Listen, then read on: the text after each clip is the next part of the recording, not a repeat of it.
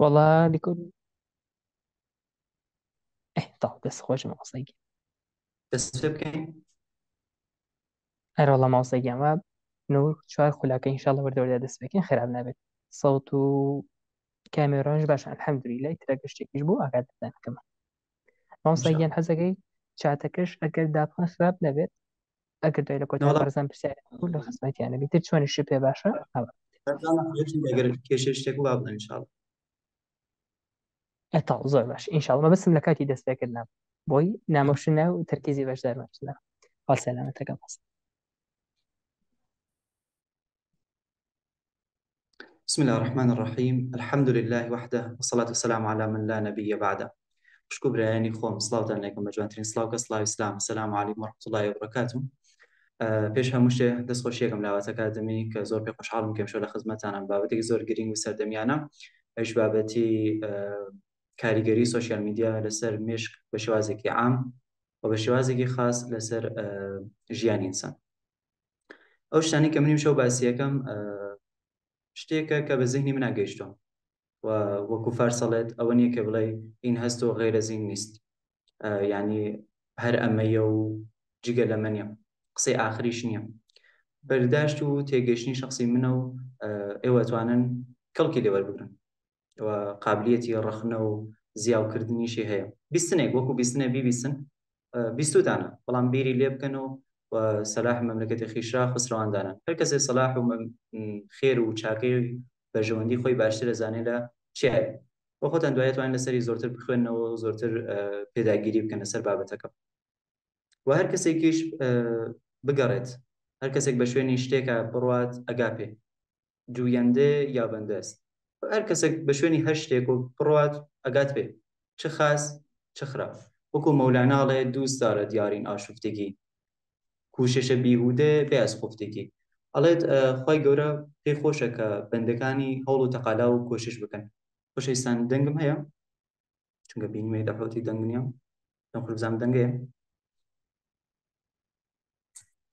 لە کۆمنت ئاگەر بینوسن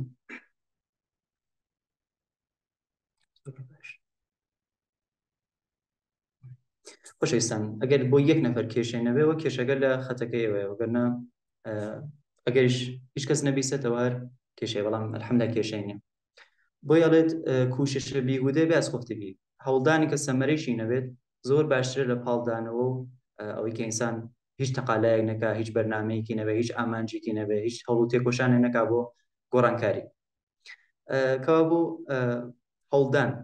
هەوڵنەدان کار نەکردن کێشەیە پاڵدانەوە کێشەیە ئەوەی کە تەقالا نەکات ئەوەی کە هەوڵ بدات بۆ هەر شتێک ئەوە ڕۆژێک دەرگای بۆ کرێتەوە ئەگات بۆ شتە بێشک پێی ئەکات بەڵام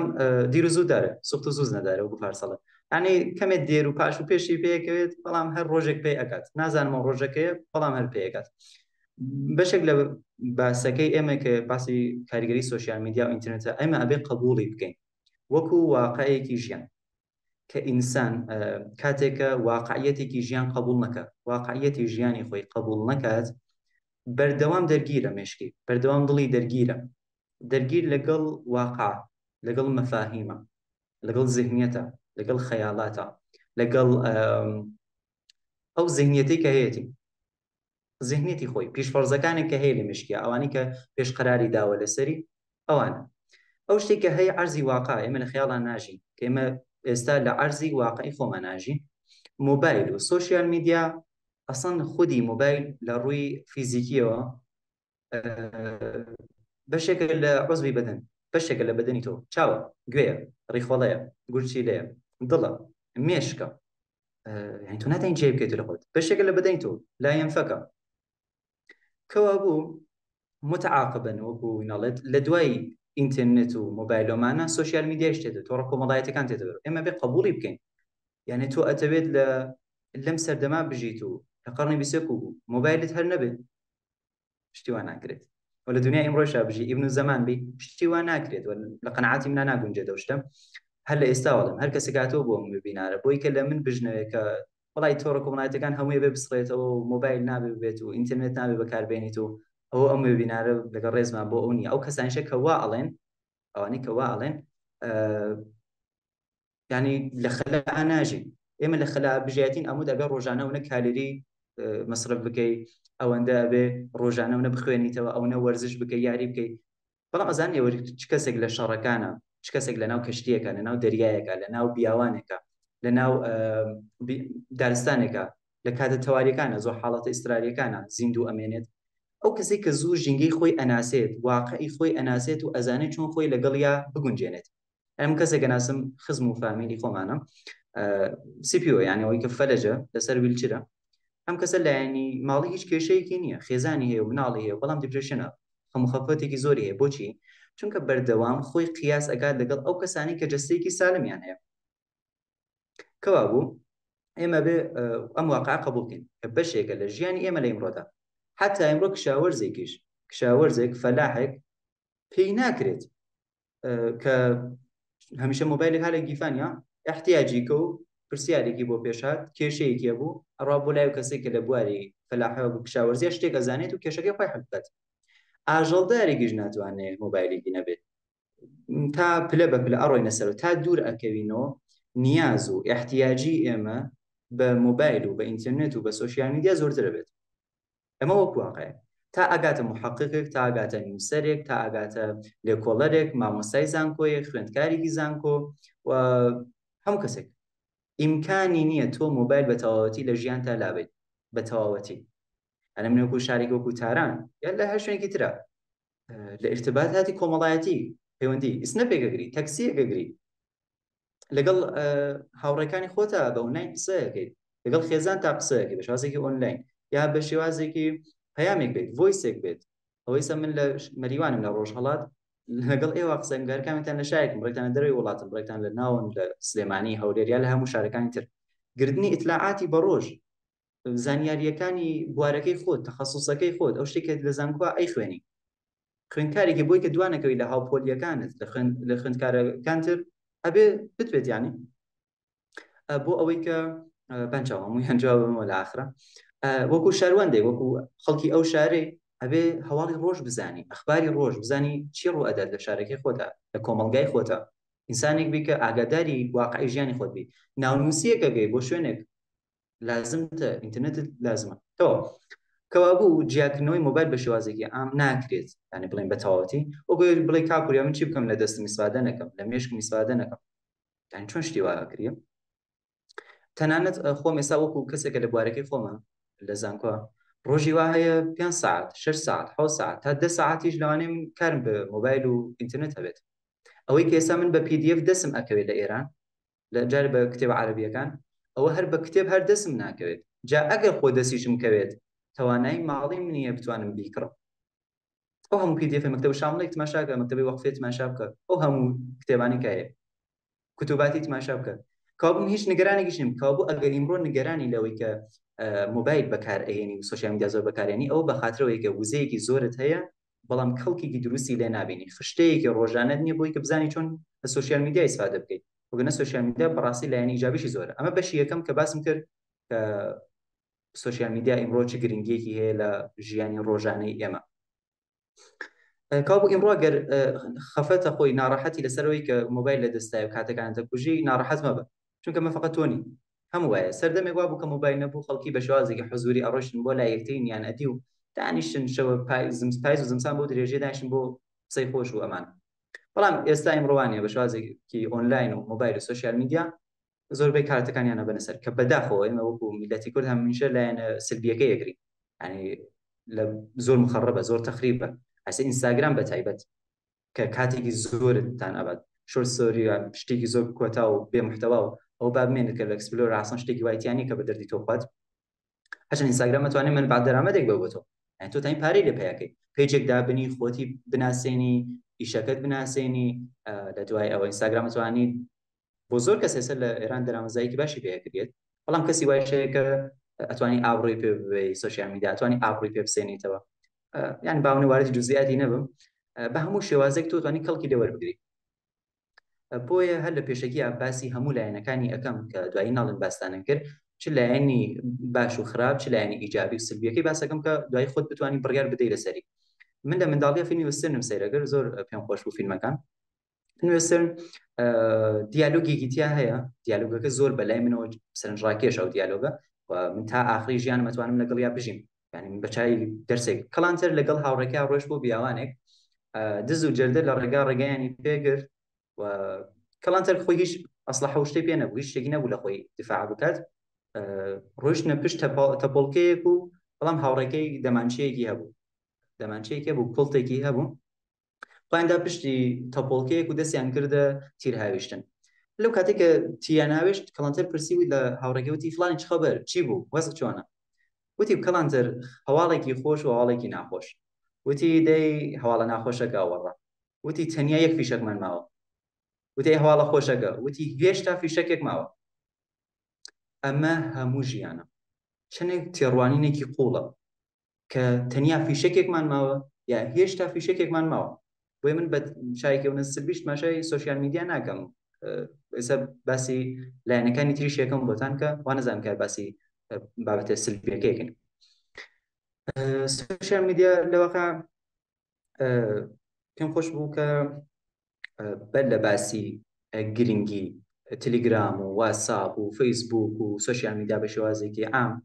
وەکو پەیامێک کە خوشکبرایانی عەزیزی خۆم بەردەوام ئێمە خەریکی دزیکردنین لە خۆمانە، بەردەوام ئەمان دزن. سوۆسیال میدیا کاری دزینی ئێمەیە، خۆش و تەرکیز و گوزە و هەموو شتێک ئێمە. خراپەکەی زای نەچێ، خراپەکەی لەکە خۆمان شەریکە دزین، یعنی خۆمان هەوڵ دەدەین کە دزیمان لێ بکەن و دەستخۆشیشان لێکەین. ئەو بزانن کە ئێمە هەر شتێک ئەکڕین بەس پارەکە نییە، بەس پارەیەک نییە کە بۆ ئەو شتە ئەگەین، بەڵکو ئێمە کاتمان، وزەمان، مێشکمان، دڵمان، دەروونمان، ئاسوودەیمان، ڕۆحمان، هەر شتێک لە کاتی خۆتان لە تەمەنی خۆتان ئەدەن بەو شتە، ئەرزشی ئەم کوڕە چەندێکە وەکو کچێک لە ژیانی تۆ، ئەرزشی ئەم کچە چەندێکە لە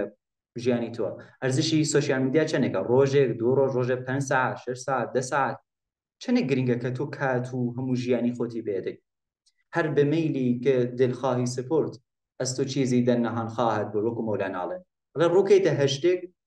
دڵی پێ بسپێری کاتت ئەبات، ژیانت ئەبات، هەموو شتێک ئەبات. بەڵام ئێمە خۆمان شەریکە دزین. ئێمە وەختێک کە تەنیا ئەبین 5 دقیقە سەرمان هانا و فەیسبوک و تیکتۆک و سناپچات و یعنی ئێمە ناڵین لەگەڵ خۆمانە تەنیا بین، خەڵوەتێک لەگەڵ خۆمانە بکەین، خۆمان بناسێنین، بگەینە وەحدەت لەگەڵ خۆمانە، ئیجازە نادەین لەگەڵ خۆمانە ببینە هاوڕێ، یعنی خراپترین هاوڕێی خۆمان هەر خۆمانین. بۆیە چەندێک کامەرانە، چەندێک ئەو کەسە سەرکەوتووە، دڵ و دەروونێکی ئاسوودەی هەیە لایەنی سایکۆلۆژیۆ، ئەو کەسێک کە لە خەڵوەتی خۆیان لە تەنیایی خۆیان گەیشتوێتە ئەو قەناعەتەی کە لە تەنیاییە لەزەت بێت، لە تەنیایی خۆیان لەزەت بێت، هیچ پێویستی نییە نەگەوەی کە بەردەوام سەری لە ناو مۆبایل و تەواوی ژیانی بوێتە مانیتۆرێک، بێتە مۆبایلێکی زۆر بچووک، شاشەیەکی زۆر بچووک. ئەڵێن مەولاناڵێ دزێک شەواتبوو ماڵێک بدزێت خەریک و دیوارەکەی کو نەکرد لە ژێرەوە، کابراایش کە نەخۆش بوو خەوی پیانەگە و پیر بوو، دەنگی ئەم کابرایە بیست کە خەریک و دیوارەکەی ئێژە ئان شوێنی دەنیست کە دزدەعنی دەربوونی دیوار بۆ فرێمی بۆریت نیمرەنجوری کە او بیدار بوو تەقتەقی ئاهستەش را میشنود رفت بر بام و آویخت سر گفت تو را در چه کاری ای پدر؟ نصف شب خیر باشد چه میکنی؟ گفت میکوبم دهل. گفت کو بانک دهل ای بوسبل. گفت فردا میشنوی این بانک را نه یا ویلتا و حسرتا. ئەڵێ کابراایك چووە دزی خەریک و دیوارەکەی کونەکە بڕاتە ماڵ کابراایکی نەخۆش بوو پیر بوو خەوی پیان ناگەوت سەری کێشا خوارەوە لە دیوارە گوتی ئەو خەریکی چی ڕۆڵی گیان؟ وتی وەڵایی مامی گیان من دەهۆڵە کوتم. وتی دەی ڕۆڵی گیان بۆچی هیچ بانکی دەهۆڵێک نایەت و تۆ چکارێ؟ وتی بێسە ئێستا عەجەلە مەکە با بەیانی من بڕۆم ئێستا شەوە با بەهێنی تۆ خەڵکی بزانن شار بزانن کە چی خۆماوە لە ناو شارە چی دزراوە، جا ئەو کاتە ئەزانی چی بووە. خۆشەویستانی سە گەنجی لە تەمەنی 20ەکانی لە تەمەنی 30ەکانی هیچ هەست بەوە ناکە ڕۆژێت چەندین ساعت بە دیاری تۆڕە کۆمەڵایەتەکانەوە بیرە بخۆی کاری پۆڕن تماشا بکەی هەر کارێکی تر بکەونە لەسەر ناکەوێت، بەس بعد کەمێتر تەمەنت بڕاتە سەر تەمەن بگاتە چلەکان پەنجاکان، جا ئەزانی تا چاوەکەی تۆ چی لێ دزراوە، چ نیعمەتێکت لێ دزرا. ئێمە چ کوڕانێکە بینین چ کچانێکە دێنە لای من هەربەتایبەت ئیسە ناڵێم هەموو ڕۆژێ هەموو هەر هەفتەیەک کچی وا دێت ناڕەحەتە خەمۆکی دایگردو ئەڵم بۆ خەمۆکی ئەژێ چونکە ئەو جۆرەی کە ئەمتانی لە گەنجیا کەڵوەربگرم کەڵکم وەرنەگرت نەمتوانی. ئەنی کوڕەکە ئەڵێ 35 ساڵی بغز گردووە چای پڕە لە فرمێسکا کە من نەمتوانی. زۆرجە مامۆستا زانکۆکان بڕۆن لە مامۆستا زانکۆکان دانیشن بە دیاریانەوانی کە کەمێک تەمەنیان هەیە کە قسەتان بۆکەن یا باوکی خۆتان باپیری خۆتان کە باسێکا بۆتان کە ئێمە نەمانتوانی لە ژیانەکە بوو بۆی خۆشەویستان ئەمە وەکو قسەیەک وەکو پەیامێک باسێکم بۆتان کە هەرچێ زووتر بێنەوە بە خۆتانە وەکو زلەیەک تەلەنگورێک کە بێن مەولانە ئەڵێ خەیاتێکە بوو نازانەوە چی پێڵەن خەیاتەوە چی پێڵن بە خەیات کەسێک کە خەیاتە و جلو بەرگە دوورە چی پێڵن کەسێک کە جلو بەرگە دوورە چی پێڵن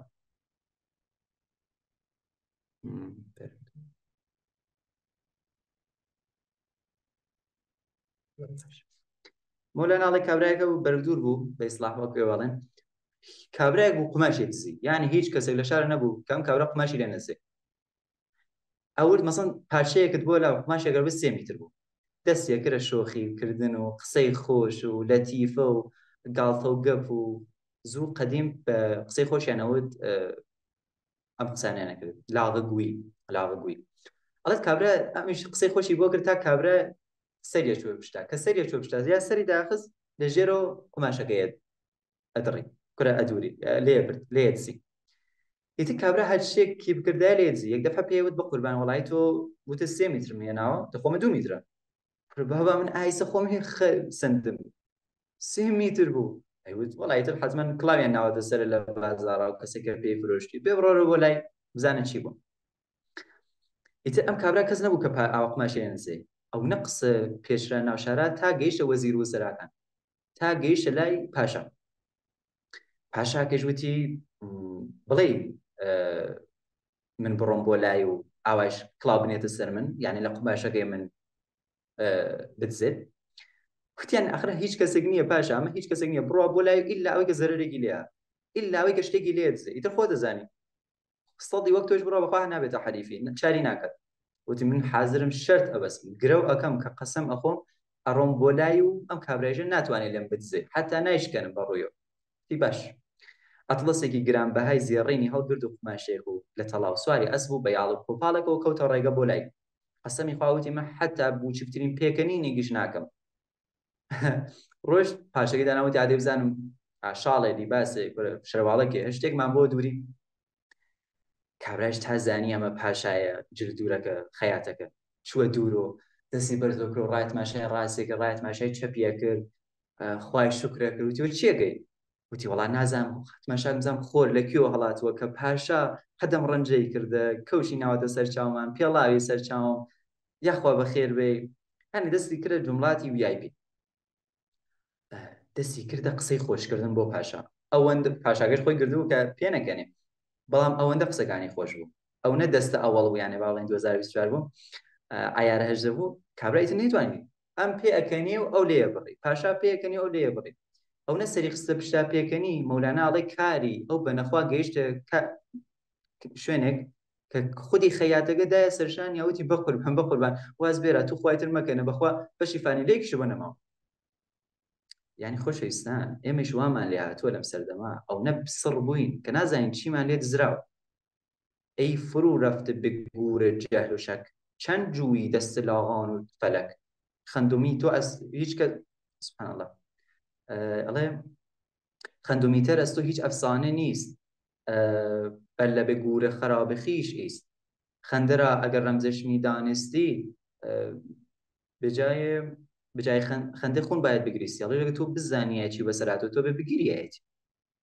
بۆ ئێمە بەردەوام مەشغوڵی شتانێکین کە ژیانی ئێمە کاتەکانی ئێمە وزەی ئێمە ئیمانی ئێمە تەفەکوری ئێمە هەموو شتێکی لێمە بێت ئێمە لە خۆمان غافڵ بووینە شایخ و باڵنی و منزورێک گدایان شدەی قەدر این مرتبە نەدانستی یانی چی یعنی تو کەس وامانەیە لێ ببرزە هەموو شتێک ئەزانێ نرخی چەندە چەندی گرنگە بایەخی چەندە چەندی سعریە بەڵام لە خۆی نازانێت چەندی بایەخیە یعنی خۆی هەموو شتێکی فرۆشێ خی گەورە لە قورآنی پیرۆزە ئاەتێکی کە زۆر ڕاشان ئەفەحەسیبتم ئەنەما خەلەقناکم عەبەثا وأنكم إلينا لا ترجعون ئێوە بیرەکەنەوە ئێوەمان هەروە خەڵق کردووە و ئێوە ناگەڕنەوە بۆ لای ئێمە وأنكم إلينا لا ترجعون هیچ کاتێ ناگەڕنەوە بۆ لای ئێمە حساب و کتێبتان نییە پرسیارتان نییە لێپرسینەوە نییە نەخێر بەڵکو وەقیفوهم إنهم مسئولون ڕایەنگرن ئەوانە تەک تەک مەسئولن ئەم قسانە جارێ بۆوانە کە پێیجیان هەیە لە سوشیال میدیا وەکو داعیەک دەرکەوتون وەکو شخصێکی ئیسلامی دەرکەوتون کەوا بۆ ئێمە بێ ئەو هەستی خودشناسیە ئەو خوداگاهیە تەماشاکە پێنج شتمانەیە بینین دەرکردن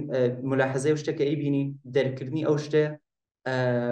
فێربوونی ئەو شتە و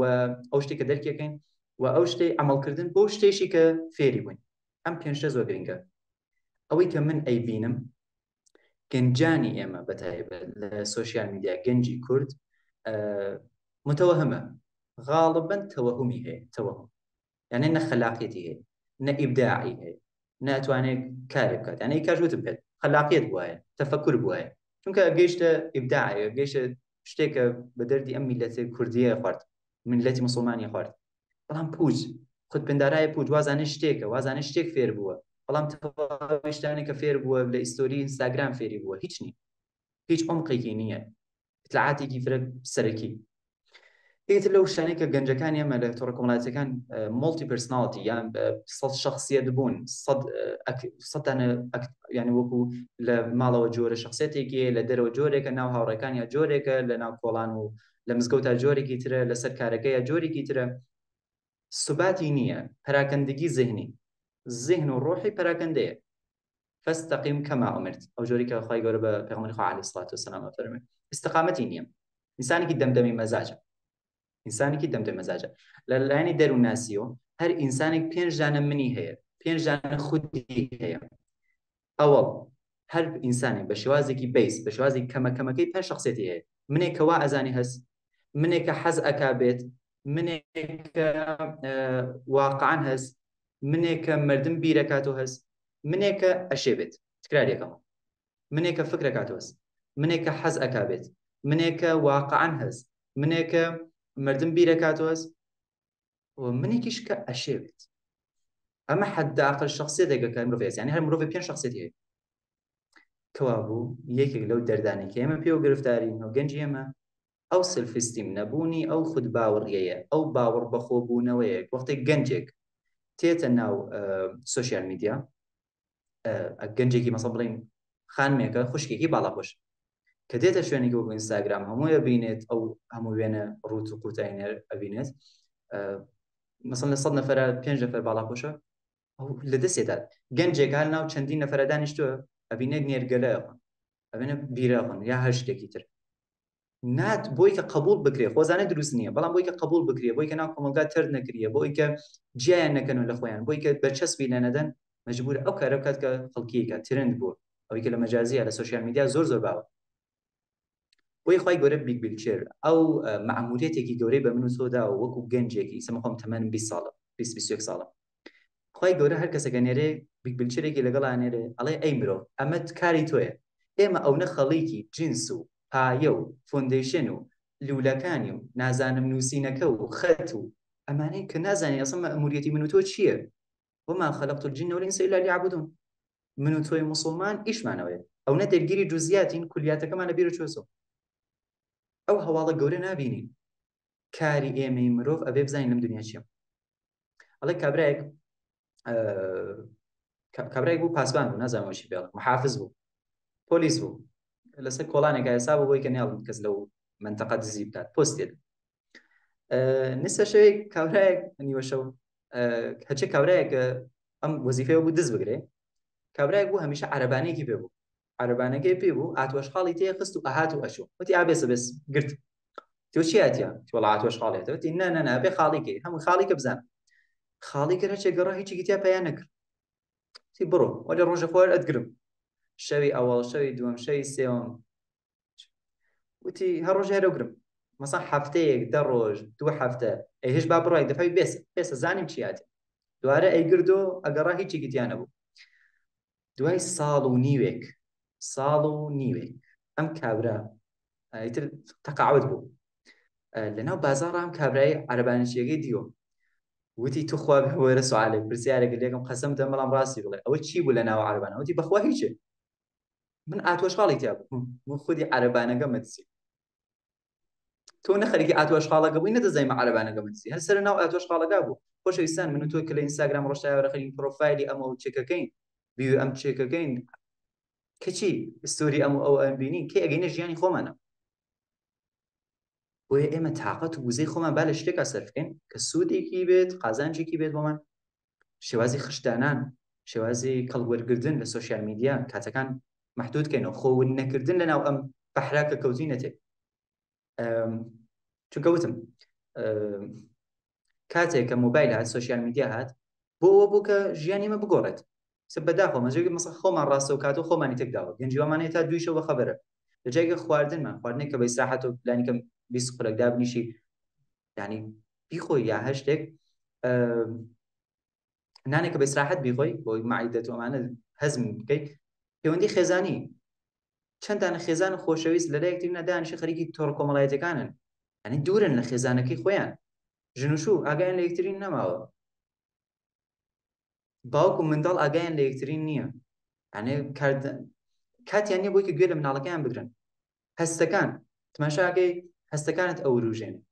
ئەو هەموو پۆستانی کە تۆ ڕۆژانە ئەیبینی پۆستی خۆشی تایە پۆستی ناخۆشی تایە ئەو نازانی شۆر سۆریمان 15 ثانیە 15 چرکە 20 چرکە تەسەوڕکەم 20 چرکە چێ وات لێ ئەکات لە دوای ماوەیەک ئینستاگرام کەسێکی بێحەوسەڵە بێتاقەت نەبوونی وزە حوسڵەی ئەوەی نێدانشە ڤیددیوەیەکی دەخولەکی تماشا بکات نیو ساعتی توێشە بکات کاتی ئەوەی نییە تااقەتی ئەوەی نییە کە کتێبێک بخوێنێتەوە مەقالەیەکی عیلمی بخوێنێتەوە هەموو ئەو کێشە خێزانیانە و کۆمەڵایەتیانە کە ئێستا لە سوۆسیال میدیا هەیە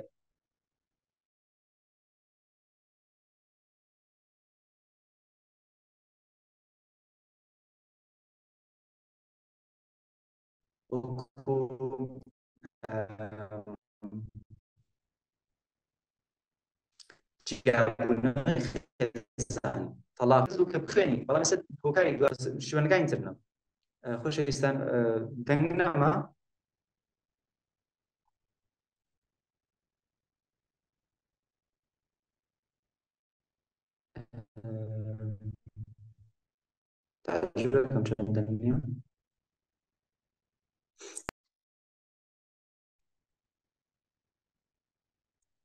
ئێستا دەنگم هەیە بورن خەتەکە لێرە لەوانەیە خراپ بێت باش ئەگەر خراپە جارێک ڕایەک بڕۆنە دەرەوە و جایەک زر بێنە ناوە شایەک باش بووە نازانم بەڵام لای خۆم خەتەکەش ئێستا باشە نازانم کێشێکی بەڕاست انشاءڵڵا کە باش بێت کەسێک باش نەبوو ڕایەک لە کۆمنتەکە بنووسن کە ئینشاڵڵا باش بێت پەیوەندی دروستکردن لەناو ڕەگەزە جیاوازەکانە کولتورە جیاوازەکانە ناسینی کولتورەکانی تر خەڵکی لە شارێکی تر ئەوانەی کە لە باوکو و دایکتان بپرسن ئەوانەی کە لە 1970 بوون شتێکیان دەست نایە ئەوانەی کە پزیشکیان نەکەن ئەنی شوێنێکیان نەبوو ئەزمایشگایەکیان نەبوو شوێنێکیان نەبوو کە تێ ئیختبار وەمانە بکەن وێنەی شتەکان بینەوە زیندەوارانی شتیانی شەخن پزیشکی وێنێکی باشیان نەبوو کوالیتێکی باش کتێبت دەست نایەکەوە ئێستا تۆ توانین کتێبت دەستکەوێت ڤیدیۆ دەستکەوێت یعنی ئێستا یوتیوب بۆ خۆی زانکۆیەکە بەڕاستی تۆ ئەتوانی باشترین بکەن ئەسە من کلاسە با بیوەسم ئەسە باشترە مامۆستا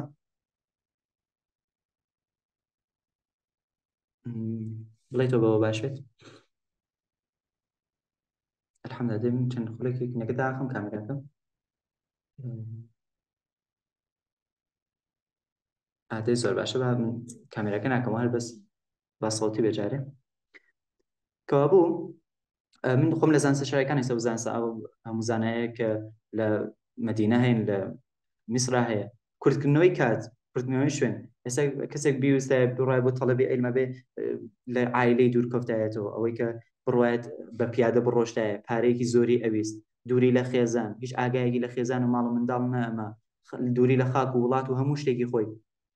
یعنی بەڵام تۆ ئێستا ئەتوانی بە ئینترنێت بە ئینترنێت زۆر شت بۆ گەڕێنەوە تۆڕێتە زانکۆیەک بۆ شارێکی تر مثڵەن لە سلێمانی ڕێ بۆ هەولێر لە هەولێرە بۆ سلێمانی یا بۆ شارێکی تر جارانە بێ باوکو دایکت بادەن هەموو ڕێگە هەواڵێکی بپرسایەت یعنی بۆی کە باتێت بەڵام ئێستا عایلەت دەتوانێت هەموو ڕۆژە لەگەڵیان بە تەسویریش قسە بکەیت ئۆنلاین لەگەڵیان قسە بکەیت هەواڵیانی خۆتی پێ بێت کێشەی مشاکلی خۆتی پێ بڵێ بەڵام ئەی خراپەکانی ئەی زیانەکانیشی کات کوشتێکی زۆرە ئەمە بزانین لە 24 کاتژمێرە پێوەرەکەمان چییە پێوەرەکەم توێژینەوەکان ئەڵێن هەر کەسێ زۆرتر لە 4 ساعات لە ڕۆژە زۆرتر سوۆسیال میدیا بەکاربێنێ ئەوە ئالوودەی سوۆسیال میدیایە کەسمان هەیە 6 ساعت و 10 ساعتیش خەریک لە حاڵێکە خی گەورە قەسەم بە کاتەخوات والعصر إن الإنسان لفي خسر فەرمێ عن شبابی فيما أفنى ئەوەی کە پێغەمبەر عەلەیهی سەڵام فەرمێت عمری خۆی جوانی خۆی لە چیا سەرف کردووە کەوا بۆ خۆشەویستانی من کات دزینی کاتەکان زۆر زۆر گرنگە تێکدانی خشت و پلانەکان دواکەوتن یعنی ئەوانەی کە پۆلی دوانزن خۆتان نەزانن سوشیال میدیا نیم ساعت بقینە بۆ پۆلی دوانزە بەڵام شتێکی لە مێشکی ئینسانە پێی ئەوتێ مانکی مایند عقلی مەیمون نەگەوەی کە بەشەکەنە هەیە عقلی مەیمون بێنە بەڵام بۆ وەکو چۆن مەیمون لەم شاخ بۆ شاخ و شاخ و شاخ ئەمیش ڕاتی ئینستاگرام و یوتیوب جاوانی کە لە یوتیوب و ئینستاگرامە شت دانن ئەگە بزانە ئەلگۆریتمی ئینستاگرام و یوتیوب جۆرێکە کە تۆ ئەو شتانەی کە حەزی لێکەیت و تماشایەکە زۆرتر پیشنهارێت بۆ کات بۆی کە تماشای بکەیت باشە مثلا نسێ جوانترین گۆڵی مسی با ئەمە تماشا بکەین جوانترین گۆڵی ڕۆناڵدۆ با هەمیشە تماشا بکەین جوانترین گۆڵی نەیمار خۆشترین گۆرانی فڵانە کەس خۆشترین فیلمی ساڵ وات دێکە 2 ساعت 3 ساعت 4 ساعت هەیە لەسەر سوشیال میدیا و خۆشت نازانی یعنی ئێوە وەکو پۆلی 12 زۆر گرنگی بن بە خوێندنەکەتان بۆ زانکۆی باش زۆر جار هەیە پۆینتێکیش گرنگە پۆینت ناڵم دەرەجە بەخاطر پۆینت دەگوەر ناگیری کەوابوو لە دوای ئەوە خۆکردن بە اعتیاد بە سوشیال میدیا وەکو چۆن بە مادە هۆشبەرەکان وایە هیلاکبوونی مێشک و جسم یعنی تۆ ساعتێک سوشیال میدیا بەکاربێنی وزەیەکی زۆر زۆرت دێبێت کاتێکی زۆر زۆرت دێبێت ئیبداعت پێ نایاڵێ لایەنێکی تر تێکدانی میزاجەکانت مەسەڵەن شتێکی خۆشە بینی دۆپامینێکی زۆر ئەڕژێ سێرۆتۆنین ئەڕژێ لە لایەکی تر شتێکی ناخۆشە بینی هۆرمۆنی کۆرتیزۆڵ و ئەمانە هۆرمۆنەکانت تێکا بەسەر یەکترینە گەنجی ئێمە ئێستا هۆی ینی بە هۆی سەنعەتی پۆرنۆگرافی و ئەمانە گەنجی وەمان هەیە لە 7 ساڵی و 8 ساڵی 9 ساڵی و چەند ساڵ زووتر ئەگا بە سنی بلوغیش هێشتا هێناوەتە خوارە سوشیال میدیا يعني تصور توتا بهوي اقتصاد ومسائل ابوريه من كردستان قوم ده ايران لكردستان روشالات 8 سي 5 سالش ناتوانێت زەواج بکە بەم بارودۆخەوە ئەی تۆ 10 ساڵ گەیتە سنی بلوغ تا 35 ساڵی زەواج نەکەی ئەی ئەم فاصلە ئەم ماوە بەچی پڕەکرێتەوە خۆشەویستان بە فەساد پڕەکرێتەوە بە زۆر شتی خراپی تر پڕەکرێتەوە بەداخەوە کەوابوو تێکەڵکردنی هەموو هۆرمۆنەکان سەرلێشێوان لە ئینسان یەکێتر لایەنی دەستەیت و لای زێنی و ڕۆحی ئینسان تێکەدات ئەوە یەکێتر لە بابەتەکان کابوو من وتم وەکو گەنجێک پێویست نییە هەموو کەس مۆبایلی هەبێت ینی مناڵی 5 ساڵ و 6 ساڵ پێویستی هەیە بۆی کە مۆبایلی بۆ بکڕی ئایپەدێکی بۆ بکڕی بۆ دوایشە پێویست نییە هەموو هینتان بێت تۆڕە کۆمەڵایەتەکان دەبێت واساپی هەیە تیلگرامی هەیە تیکتۆکی هەیە هەموو ئیتای هەیە نازانم ڕوبیکای هەموو شتێکی هەیە چ پێویستێک بۆ وەکات بۆ پێویست ناگات ینی چالاک بیتم ینی گەنجیوەمان هەیە 24 ساعتێکە ئەو 25 ساعتی ئەنلاینە بۆچی نازانم وتم سوشیال میدیا لایەنی ایجابی هەیە لایەنی سلبیش هەیە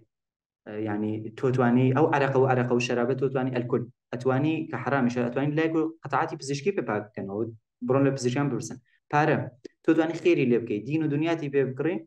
اتواني نا بارا بي كسي بكوشي هي كسي كي ببي اتواني او مورفين كوكايينا كما مادي هوش برا يعني بزشكان بو بهوش كردن كلكي دي ورقنو خشها لا ترياكا هي يعني هەموو شتێک لایەنی ئیجابی و لایەنی سلبیشی هەیە ئەگەڕێتو بۆ تۆی گەنج کە چۆن ئینگلەکەی دەمانچێک کۆڵتێک ئەسلحەیەک ئەتوانی پارێزگاری لە شەرەف و ئابڕوو و خاک وڵات بکەیت ئەتوانی کەسێکیش بکوژیت کەوابوو تەک بوعدی مەبن بە یەک چاو بە یەک عینەکە و تماشای بابەتەکان مەکەن کە ئیلا سوشیال میدیا هەر هەمووی خراپە نەخێت هەم چاکیاتی و هەم خراپیشیاتیان بەڵام ئەگەڕێتەوە بۆ ئەوەی کە تۆ چۆن ئەتوانی کەڵک لە سوشیال میدیا وەربگریت ئەم کتێبەی کە خۆشەویستانی کلاسبا من هینەکە بکەم کامێراکە بزانم باشە بێت ببرن ئێستا باشە وێنەکەی بین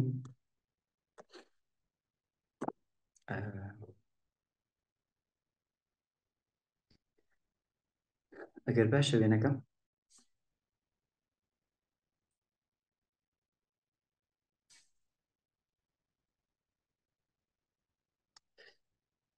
لای بڕێکتان خراپ و لای بڕێکتان باش خاویش قەیناگە من وێنەکە داخەوە بەس فقط ئەم کتێبە ببینن ئەم کتێبە ناوی ئینترنت با مەغزەما چک میکۆنێت نیکلاسکار محمود حەبیبی تەرجمەی کردەوەتەوە باسی ئەوە کات کە چەندێک کاریگەری هەیە لەسەر چی لەسەر مێشک من هەمووی باس ناکەم ئینشاڵڵا بە کورتی لەسەری قسەکەمەوە کامێراکە ببورن داخەمەوەی کە هیچ کێشەیەکی نەبێت دەنگم ئەگەر خراپ نییە ئینشاڵڵا بڵێن کە ئیدامێ بدەم دەنگم هیچ کێشەیەکی نییە بۆ دەنگ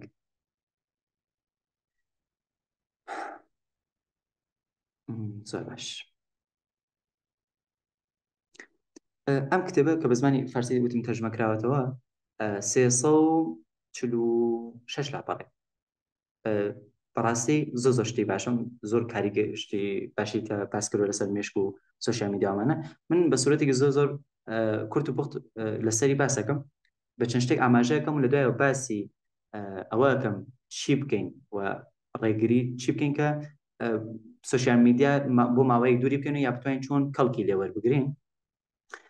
و لە دوای ئەوەشە لە ئاخیرە بیرم بخەنەوە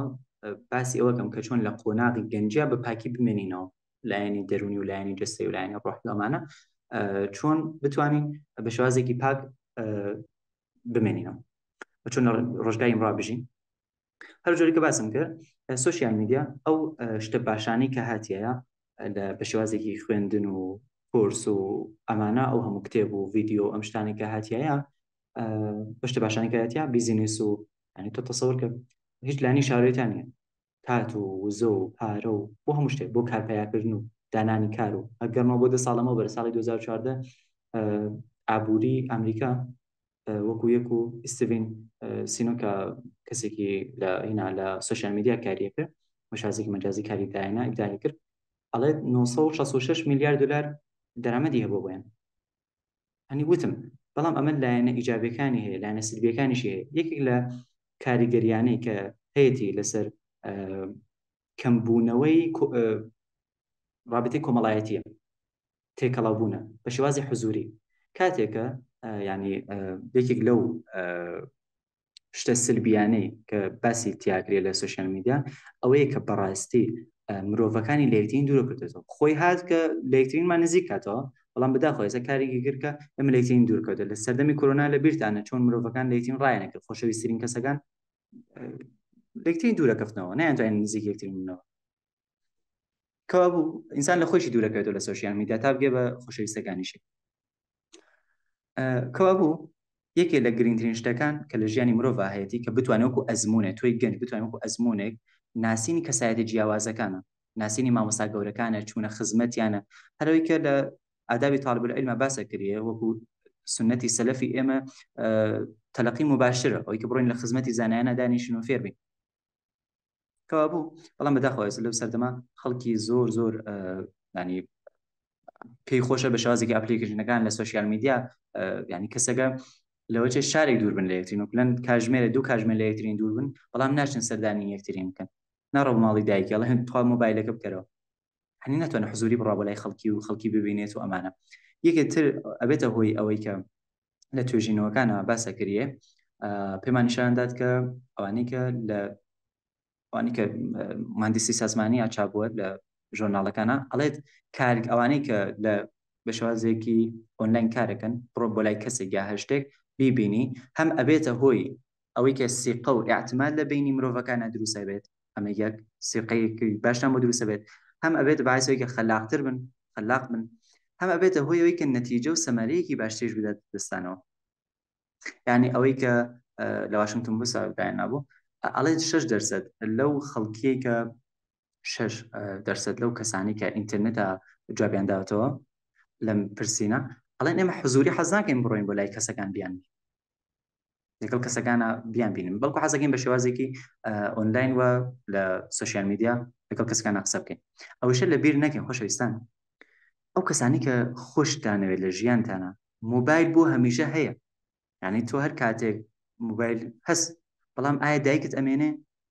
كل نفس ذائقة الموت ئەو کەسانی کە خۆشەویستەکانیان عزیزەکانیان لە دەستداوە ئێستا ئاواتە خوازن کە جارێکی تر بتوانن دەنگیان ببیستن جارێکی ترتان دەموچاویان ببینن قسەکەن لەگەڵیانە جارێکی تر بتوانن دەستیان بگرن جارێکی تر بتوان لەگەڵیانە پیاسە بکەن بەڵام خۆشەویستان ئەوتان لەبیر نەچێت كل من عليها فان هەموو شتێک فانیە ئەڕوات ويبقى وجه ربك ذو الجلال والإكرام ما عندكم ينفد هەرچێک لای ئەوەیە ئەڕوات ما عند الله باق هەرچێک لای خوایە ئەمێنێت کەوابوو قدری ئەو کەسانی کە لەلاتان لە خۆشەویستەکانتان لە عایلەکانتان کە هیچ مۆبایلێکی سوۆشیال میدیایەک ناتوانین جێگەی ئەزیزەکانتان بۆ بگرێتەوە کە دنیایەکی بێمۆڕاڵە دنیا سوۆشیال میدیا یعنی وا ئەکات کە قوتابی حاضر بێت کچ کوڕ حاضر بێت دەنگی بەسەر دەنگی دایک و باوکیا بەرزۆ بکاتەوە بۆی کە بێدەنگ بێت چیەکەم خەریکی سوۆشیال میدیای بەڵام دوایی هەر شتێک بکەیت جایکی ناتوانانی بوونی باوشی دایک ینی گەرمی دەستی باوکت جارێکی تر هەست پێ بکەیتەوە وامەد لە دەستەچێت وام بۆیە پێتان ئەڵێم بەردەوام ئێمە خەریکی شتانێکین کە سوۆشیال میدیا کەمکردنەوەی سلێ ڕەحمە کە بەداخەوەی کە لەناو کۆمەلگایمە خەریکە زۆر باوە بێت وەلایەکیشەوە خۆشەویستان بۆ خۆمان وەهمێکمان دروست کردووە کارکترانێکی سوۆشیال میدیا کە هیچ کەس نازانێت پشتی ئەم پرۆفایلە کێیە ئەم پرۆفایلانە بەدەستی خۆیان فۆتۆشاپەکەن دەستکاری ئەکرێت ینی ئێمە شتێکمان هەیە کە تەسەوری زێهنی خەڵکیە لە ئێمە ینی وەهمێکی مەجازی پێوترێت بەلەوەی کەم بڕۆمە زانکۆ لە مەجازی بوو بە خاطر کۆرۆنا ینی بە ئۆنلاینەمان خوێن لە زانکۆ ڕایکیا وتم پێیان وتم قسەمە کرد بە مایک قسەمە کرد تەسوێر نەبوو وتم بە قوتابیەکان وتم باشەوەیەوە دەموچای من تانیشتان نەبینیەوە بە شێوازی قسەکردنمە پێتان چۆنە ئەو تەسویرە زێهنی چیە لە مێشتانە دروست بووە وتیان وەڵاهی یەکێکی بە ڕێشە درێژە یەکێکی وت وەڵاهی تۆ ئینسانێکی قەڵەوی یەکێکی وت تۆ زۆر ئینسانێکی تووڕێی یەکێکی وت تۆ ئینسانێکی هەمیشەی دەموچاو داوە بە یەکە لە بینمە ئەوە ڕۆژێک کە ڕۆژ مەزانکۆ هەر هەمویان بە پەنجە نیشانمیانە دەهەموو ژی جنۆگەیان بینی بوو ئەیانت وەڵی ئاوەتە چونکە ئەو تەسویرە زێهنیە ئەو وێنە کە لە زیهنی ئەو یانە بوو وەهمێک بوو توازین کەسێکت خۆشە بەڵام نە خۆشت ناوێ ئەو شتە خۆشەیە کە لە زیهنی تۆیانە سوۆشیال میدیا دروستی کرد ئەو وەهمەیە کە دروستی کردوە لە ژیانی تۆیە بۆیە لە سوۆشیال میدیا هیچ کاتێک ناتوانین کەسەکان بناسین چونکە ئینسانێک ئەتوانێت پیاوێک ئەتوانێت ڕۆڵی باوک ببینێ ئەتوانێت ڕۆڵی هاوسەر ببینێ ئەتوانێت ڕۆڵی کوڕ ببینێ ئەتوانێت ڕۆڵی ینی خانمێک ئەتوانێت ڕۆڵی کچێک ببینێ ڕۆڵی خوشک ببینێ ڕۆڵی دایک ببینێ ڕۆڵی هاوسەر ببینێ ڕۆڵی هاوپۆلیەک ببینێ زۆر شتی تر کە ئینسانەکان یەک کارکتریان نییە ئەو کارکتر وەهمیانەی کە ئێمە لە بخۆمان دروست کردووە لە سوۆشیال میدیا بە زووی چونکە خۆشەویستان هەموو شتێک لە دوورەوە جوانە حتا ئینسانەکانیش کاتێککە نزیکیانە بیتەوە ئەو تەسویرە جوانەی کە لە زیهنیانە هەیە بۆیە زۆر کەسە ترسێت لە پەیوەندی دروستی کردن بۆچی چونکە هەر کەسێک ئەناسێ کەسێکی ڕابردووی بەبیردێنێتەوە لا ڕابردوودا کەسێکی خراپ بووە خراپی لەگەڵاکرەوە ئەمیش بوچکترین قسەیەک بوچکترین ئاکارێک ڕەفتارێک لە خۆی نیشانما کە لەو کەسە پێشوە بڕوات ئەمیش لە بەچاوی ڕەشە بێت بۆیە ئینسانەکان لە دوورەوە جوان ئەو بوو ئالبەرت کامۆ لە بیگانە باسی ئەکات ئەڵێ ئینسانەکان یەک جارەتوانن کەسێکیان بە تەواومانە خۆش بێت بۆچی چونکە ئینسانەکان یەک جار ناترسنەوەی کە تەواوی بوونی خۆیان بدەنە کەسێک بەڵام لە دوای لە چێن شتێکە ترسێ ئینسان کە بجارێت درۆیدا ئیتر هەموو ڕاستیەک ئەڕاتە ژێر پرسیارەوە کەوابوو شێوازی تەعامڵمان لەگەڵ خەڵکیە ئەبێت چۆن بڵێم ڕاستکەنەوە بێکتر لەو شتانە خۆشەویستان کە سوۆشیال میدیای خاتە سەرمان ئەو فشارانە قسەی خەڵکی و شێوازی بیرکردنەوەی خەڵکی و کۆمنتی خەڵکی و قسەیەمانزە کەوابوو گەرمەوەتانە پێڵم پێوەەر چییە بۆی کە ئێمە بزانین چ کاتێک نەزەری خەڵکی قسەی خەڵکی پێوەرە چ کاتێک پێوەەر نییە ئەمەوەکو عینێک یان لە چ کاتێکە گرنگی بین بە ڕەخنە و بە پێشنیار و بە کۆمنتی خەڵکی و چ کاتێکیش ینی حەزی بکەین لە بەچای خۆمان نەلابێنەوەی کە ابن قەیم لە مەدارج السالکین باسێکاڵێ ئەو ئەڵێن حەدیثە بەڵام حەدیث نییە من عرف نفسه فقط عرف ربه وسيدان توجيهي وينه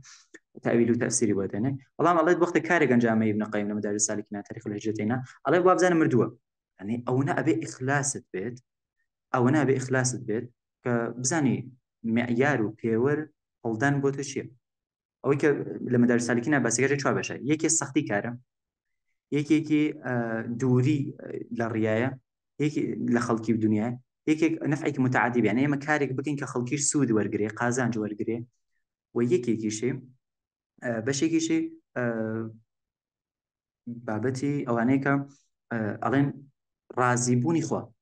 ڕازیکردنی خوا یعنی خۆشگەرەک بوونی خوا حوبی خوا لە تەواوی ئاعماڵەکانە ئەم چواشتە معیار و پێوەرە بۆ هەموو شتێک کە ابن قەیم باسێکات بەڵام ئینسان بێ بزانێ باشترین کار چییە لە ژیانیا باشترین کار بەستگی بە خۆت هەیە زۆر جار لە کاتی نوێژە لە کاتی ڕۆژووە ڕەمەزان هە ڕەمەزان ڕۆژوە لە کاتی سەدەقە و دەستگیرکردنا دەستگیرکردە کاتی دڵشکانی کەسێکە دڵدانەوەیەتی کەسێکی ناوەمیدە دەستی بگری ڕێگەی پێنیشان بێت کەسێک ڕێگە نازانێ ڕێگەی پێبێژی یعنی ئەوەی کە نییە بڵێن ئێمە هەمووشە یەکشت باشە لەبارەی ڕزایەت و ناڕزایەتی خەڵکیش ئەوەی شت بڵێم ئەوەی کە خەڵکی چی ئەزان و چی نازان و ئەمانە زۆرجار پێوە نەڕازیبوونی خەڵکیە ڕازیکردنی خەڵکیە نە ناڕازیبوونی چۆن ئەنێ بڕ ئینسانەیە هەر ئیفراتەکات زیادە ڕەویەکات وا ئەزانێت یعنی بڕ کەس هەمیشە سەری ئێشە بۆ کێشە دروستکردن بۆ مەشاکل دروستکردن وا ئەزانێ هەر کاتێک کە مردم شتێکی بەدڵ نەبوو یعنی ئەو شتێکی باش مردم قینیانە لە هەر شتێک ئەو کارەکات نەخێرەوە پێوە نییە بەڕێزە پێوە ڕزایەتی خۆی گەورەیە و زۆر جاریش ئەمە تێڕوانەیمان بۆ قسەی خەڵکیش گرنگە قسەی خەڵکی زۆرجا گرنگە بەڕاستی بۆ خۆم پێغەمبەر خوا عەلەیهی سەڵاتو وەسەلام ئەگەر سیرەت ماشا بکەین بڕێکاری نەکردووە بۆی کە قسەی خەڵکی نەکەوێتە شوێنی بۆی کە خەڵکی نەکەوێتە فیتنە وەکو مەسلەحەت و مەفسەدەی هەموو شتێکی لە نەزەر ئاگرت پێغەمبەری خوا عەلەیهی سەڵاتو وەسەلام وەگەنە نەیوت خەڵکی چون پێیان ناخۆشە نەنا وا نەبوو زۆرجار مەشاکل دروستە بووە مەسەڵەن پێغەمبەر خوا عەلەیهی سەڵاتو وەسەلام منافقەکانی نەیەکوشت عەبدوڵای کوڕی ئوبەی نەیەکوشت بۆچی ئەوێت بە نێژن محەممەد خەریکە سەحابەکانی خۆی یەکوشێت حاڵگان منافقان خۆ لە کوفار خراپتر بوون چونکە لە ناوی موسڵمانانی شابوون ئەیانتوانی فیتنە دروستکەن ئەیانتوانی من هۆی ئاژاوە لەوان زۆر لەوان خراپترن بەڵام پێغەمبەری خوا ئەوێت بۆی کە نەڵێن خەڵکی ئەسحابی خۆی یەکوشێت چونکە خەڵکی خۆ نەیەزانی کە منافق کە موسڵمان مردن نەیانتوانی تەشخیص بن و پێوەریان پێ نەبووە ئەو کارەی نەیەکرد کابوو ئێمەش با بزانین لە چ وەک کاتێکا قسەی خەڵکی گرنگە گرنگی پێ بدەینە سوشیال میدیا و چ کاتێکش بزانین کە قسەی خەڵکی بەڕاستی پێوەر نییە کابوو ئەوەی کە خەڵکی ڕازی بێت ئەوشی کە ناڕازی نەبێت ئەوش ڕازیکردن و ناڕازیکردن پێوە نییە و ئەنی تۆ کەسێکە بینی پێیجێکی هەیە کەسێک ئەڕاتە دەرەوە ئەنفاڵەیەەکە شتێک دانێ ستۆری دانێ ئەمە کەسە سەریەشە بۆ پێشە مشکلە بابەتێکی تر هەیە خۆشەویستان کە بابی تەنیایی و خەڵوەتە سێنێتۆ لێمە لە سوشیال میدیا جا خۆشەویستان پێم خۆشە دقیقەی خولەکێک دوو خولەک ئیستراحەتێک وەربگرن چونکە بەڕاستی نزیک من زۆر ماوە بابەتەکانم زۆر ماوە ئەنی نزیک لەوانەیە 30 خولەک بۆ 40 خولەکی ترم مابێت چونکە پێم خۆش نییە بابەتەکان بچڕم ئێوەش هەر کەسێک پێی خۆش بوو بمێنێتەوە لە خزمەتی یاوین و کەسێک کە پێی خۆش نییە یا کاتی نییە ئەتوانین ئینشەڵا دوای ڕیکۆردەکە تماشا بکات خولەکی دوو خولەکێک ئیستراحەتێک وەربگرن ئینشەڵا من دێمە خزمەت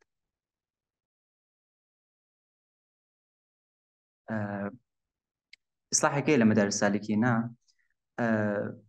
دیکە لەو شتانەی کە ئەبێتە هۆی ئەوەی کە دڵ تێک بچێت زۆر تێکڵاوبوونی خەڵکیە حتا ئەگەر مباحش بێت ئەبێتە هۆی ئەوەی کە ئینسان قودرەتی قەلبی نەمێنێ هێزی قەلبی نەمێنێ و بڕی خەڵوەتمان هەیە کە واجبە بۆ قەویکردنی خۆمان وەکو ئەگە خەڵوەت نەبێت ئەبینە ئینسانانێک کەمڕەوە هەواسمان زۆرتر بە ڕازیکردنی خەڵکیە بە بیر و باوەڕی خەڵکیە چونکە تۆ ئەبیتە هۆگر و ئەو بارودۆخەی کە هایتایە کە تایە ئەژیت یعنی تۆ ئەگە لە بینی خەڵکی ئەبیت کەوابوو من خەڵکی لە خۆم ناڕەحەت نەکەم قسەیەک نەکەم کە خەڵکی پێی ناخۆش بێ یا هەشتێتر یعنی تۆ ئینسان کارێکە کات شتێکە کات کە خەڵکی تاییدی بکات یعنی ئەبێتە عقدەیەک وەکو هیستریۆنیک پرسناڵیتی یعنی زۆرجار کەسێک محەجبەیە بەڵام ڕۆڵی کچە مۆدێلێکە گەڕێن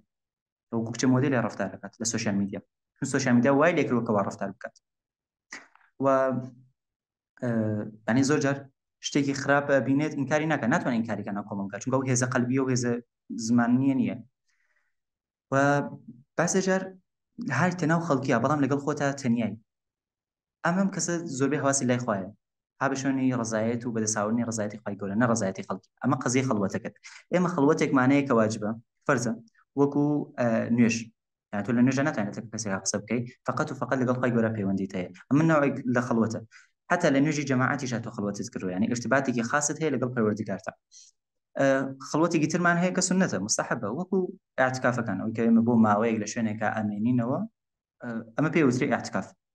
إنك أو اعتكافي كوكو ميواني واسو هن هنگشتي دانش بو قصة كردو ما أنا اعتكافي بينا وزري من بابته كيجمك تو تواني بو ما ويق لقل خوتها تنيابي السوشيال ميديا دورو بكيتو ئێمە خەڵوەتی دیشمانەیە وەکو شەونێش کە بەڕاستی زۆر باش یعنی هەتا توانن تەجروبە بکەن ئێمە ئەڵێن خەڵوەت یا عوزلەت لەبڕ لەگەڵ مەفاهیمەکانە لەم سەردەما ئیلتقاتی پێیا کردووە. تەسەوڕمان وایە کە خەڵکێ بێ گۆشەگیر بێ دوورگرە خەڵکی نەخێت ئەوەی کە لە شارە گەورەکانە پێوتێت لە سایکۆلۆژیا پێوزن دەرونگەرە زۆر دەرونگەرایە ئەوەی کە لە کلان شارەکان ئاسایی لە شارە گەورەکانە وەکوتارە خەڵکی وازانێت دەرونگەرە زانای گەیت هەر کەسێ وەکو شانازیڵێ ها بەخوا من هینم دەرونگەرام بابا بگیان تۆ دەرونگەرانیت ئەمانە خراپ تێگەیشتون لە بابەتی دەرونگرایی و عوزلەت و تەنیایی و خەڵوەت مثلا ئێمە مناڵی وەمان هەیە ئەڕێتە ناو خەڵوەتەکەیانەوە مەشاکەی ناوەکەی خەڵوەتە بەڵام لەگەڵ خەڵکی ترا مەشغوڵن ینی کابرا ئەڵێ من تەنیام جارە فرێ لە مناڵەکانمان تماشاکە ژی ئەڵێ من تەنیامە چ ئایپەدێک بەڵام تماشاکی ئەڕۆیتە ناویان ینی بەڕاستی مناڵێکی بچک ینی ئەچی دە شوێنێک دانیشێت تماشاکەی خەریکە لە ڕۆژە مناڵێک چەند کلمە قسەکات بەڵام تماشاکی خەڵوەتەکەی خەڵوەتین لەگەڵ خەڵکی ترا خەریکی پابجی بازیکردن پۆبجی بەڕاستی ینی زۆر خەتەرناکە خۆشەویستان خەریکی گەیمە بە مۆبایل و بای پەت و بە هەموو شتێک خەریکە مەشغوڵە خەریکی قسەکردنە بەسەڵێ من تەنیام هەنا ئەوە تەنیایی پێ ناوترێت بەداخۆ زۆر کەسمان خەریکی ینی شتی خراپیشن ئەمیش نوعی لە تێکەڵاو بوونە اختلاتە بەڵام ناچێتە عوزلەت منزورمان ئەمە نییە لە عوزلەت و لە تەنیایی خۆشەویستان ئەم تەنیایی پێ ناوترێت من مثالێک دێنمەوە مثالێکی خاصم دەست نەکەوت بەخوا ئەوانە ئەڵێن بیشفعالی جینسین شتێکمانەیە کە بێتە ئاعتیادی جینسی زۆر کەس لەم سەردەما وا ئەزانێت بیشفعالی جینسی پێوترێت وازن بیشفعالی جینسی بەڵام ئەوە لە سوشیال میدیا ئەوەندە محتەوا و بابەتی جینسی بینیوە کە وا ئەزانێت کە ڕۆژ چاوەرە زیکر و فکر و هەموو شتێکی ها بەلای ئەو بابەتانەوە ئەنە ئەوە محتەوای جینسیان بینیوە کە هۆگری بوون ینی تەواوی ذهن و ڕوحیان بۆ تۆ بابەتانە بەداخەوە ناوی خۆیان جا تەوجیهی شێکن ئەڵێنەمە بیشفعالین بۆیە خۆشەویستان ئەو تەنیایە ئەو خەڵوەتانە لەم سەردەما شتێکی باش نییە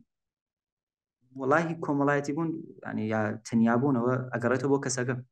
کەسی وامان هەیە نابێت کۆمەڵایەتی بێت کەسی وامان هەیە ئەبێت ناو کۆمەڵگا بوونیە زۆر جارێت لە موقعیتێکا کۆمەڵایەتی وی لە بازێ شوێنە لەگەڵ خۆتا خەڵوەت بکەیت چون نەگە تا تەنیانەوی ناتوانین بڕێتە ناو کۆمەڵگای سە باسێکم ئینشاءڵڵا بۆچی ئینسانە بێ خەڵوت بکاسڵن بۆچی ئینسانە بێت تەنیا بێت ئەو خۆشەویستەکە پرسیاری پرسی بۆچی ئێمە بێت لە سوشیال میدیا یا لە فەزای واقعیە بعضی جار خۆمان تەنیاکەین ئێمە وەکو موسڵمانێ ئەمانەوێت لەم سەردەما ببینە کەسێک ببینە شخصیتێک کە خەڵکی نییە ئێمە هەدەف و ئامانج و شتێک ها لە ذهنمانە کە لەم دەورانی کێمەتیایژین تەزادی هەیە زۆر پێچەوانەیە نانی مەسەڵەن بۆ نمونە سەحابەی وامان هەبووە ئێمە ماڵین سەحابە وا بووە سەلەف وا بووە پێغەمبەری خوا عەلەیهی سڵات سیرەی وا بووە بەڵام کاتێ ئەڕۆینە ناو کۆمەڵگا شتێکی ترە بینین شتێکی کامڵەن پێچەوانە بینین دلیلەکەی ئەوەیە خۆشەویستان بەڵگەکە ئەوەیە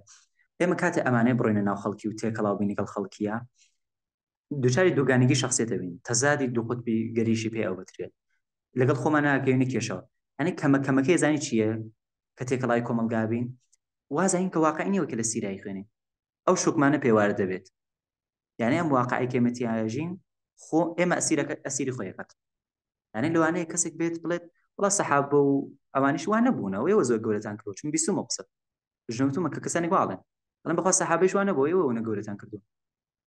بەڵام فەرز بکەین سەلەم ناجەدەلن کەسێک بەشە لە کاتەی خۆی دانێ بۆ سیرە و لە کتێبەکانی سەلەف ئەخوێنێتەوە باشە لە کتێبی زانایانی کۆن ئەخوێنێتەوە چونکە بەشێک لە کات و خەڵوەتی خۆی حالەتە ڕابردووە زانە گەورەکانە کەسە گەورەکانە کەسە قوڵەکانە کاتێکیش ئەتێتە ناو کۆمەڵگا تماشاکە پێچەوانی ئەو شتەی هاتیایە ئەم کەسە تەنیا کرد لە کەسە نەزانم بزانم تەوزیحمدا بێت تێگەیشتوێتن یان نە شتێکە خوێنێتەوە لە کتێبەکانە لە کۆمەڵگا دژی ئەوە هەیە ئەمە ناتوانێت لە بینی ئەم دوانە جەم بکاتەوە وەفقی ئەم بینە بکاتم دوانە بێکەوە ئاشتەوە باتەوە شتێکا لە ڕۆح و قەلب و ذهنیا کە لە کۆمەڵگانیە کە لە کۆمەڵگاوانی نێزان تێگەشتنیانە یعنی پێشێ لە ڕابردووها لە ذهن و قەلب و وجودیە بەڵام لەگەڵ کۆمەڵگا ناخوێنێت ئیبن مبارەک لیان پرسیوتیان باشە تۆ کاتێ نوێژە خوێنی هینە قسە بۆ لەگەڵی ما قسە ناکەوتی من لەگەڵ سەحابە و تابعینە دایانیشم کتێب و ئاسارەکانی ئەوانە خوێنم ئەوە خەریکە غەیبەتی خەڵکین یعنی کاتی خۆی بەشێ لە خەڵوەتی خۆی ئەیدا بۆ ژیانکردن لەگەڵ کەسە ڕابردووەکانی خوێنە بەڵام ئێستا ئێمە ئەیبینین کە هەر میوانیەکە ڕۆی هەشتێک ئەڕۆی سرێشتی خراپ ئادا بە کۆمەڵایەتی خراپەکان تۆ ئەبینیت کە میشە ڕنگدانەوەی سوۆسیال میدیای لەسەر ینی هیچ مەجلیسێک نە ئیلا غیبەتی تیاکرێت یا باسیش یا قسەکان زۆر سەطحی و قیل و قال و جەدەل و باسی بورس و دولار و دینار و ماشین و جلوبەرگ و یان تێن لە بارەی فلانە گۆران بێژ و فلانە ئەکتەری سینەما هەرم قسانەکەن ئەم قسانە زۆر بێمانەیە و ئینسان کە لەگەڵ ئەمانە بۆ ماوەیەک سەرکرد و ئەوان سەطحی بێتەوە کەوابوو ئەوەی کە ئیمڕۆ درۆیەکەکەن لە سوۆسیال میدیا ئەویش ئەڵێن تۆ لە هەواڵەکان بە خەبەرت هەبێت وا ئەتبستنەوە لە ناو سوۆسیال میدیا وی کە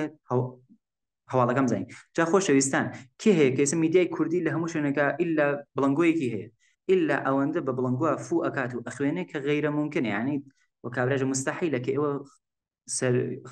خەبەرەکان نەزان هەواڵەکانی ڕۆژی خۆتان نەزانن زۆرجار کابرا شرۆڤەکارێکی سیاسی دێرن بابەتەکە خۆی یەخەتە دانیشە بە نزای کتێبێک 2 ساعت قسەیەکە ئەنێمە کاتی ئێوە ئەوە بە فیڕۆیەکە ئەوایەنە خزمەتیم کەسانە قسەکانی شەمووی تکراری یە قسەکە کابوو کۆمەلگای ئێمەش وامان لێ ئەکات کە ئێمە تەسلیم بین بەچی بە ئیقناعکردنی ئێمە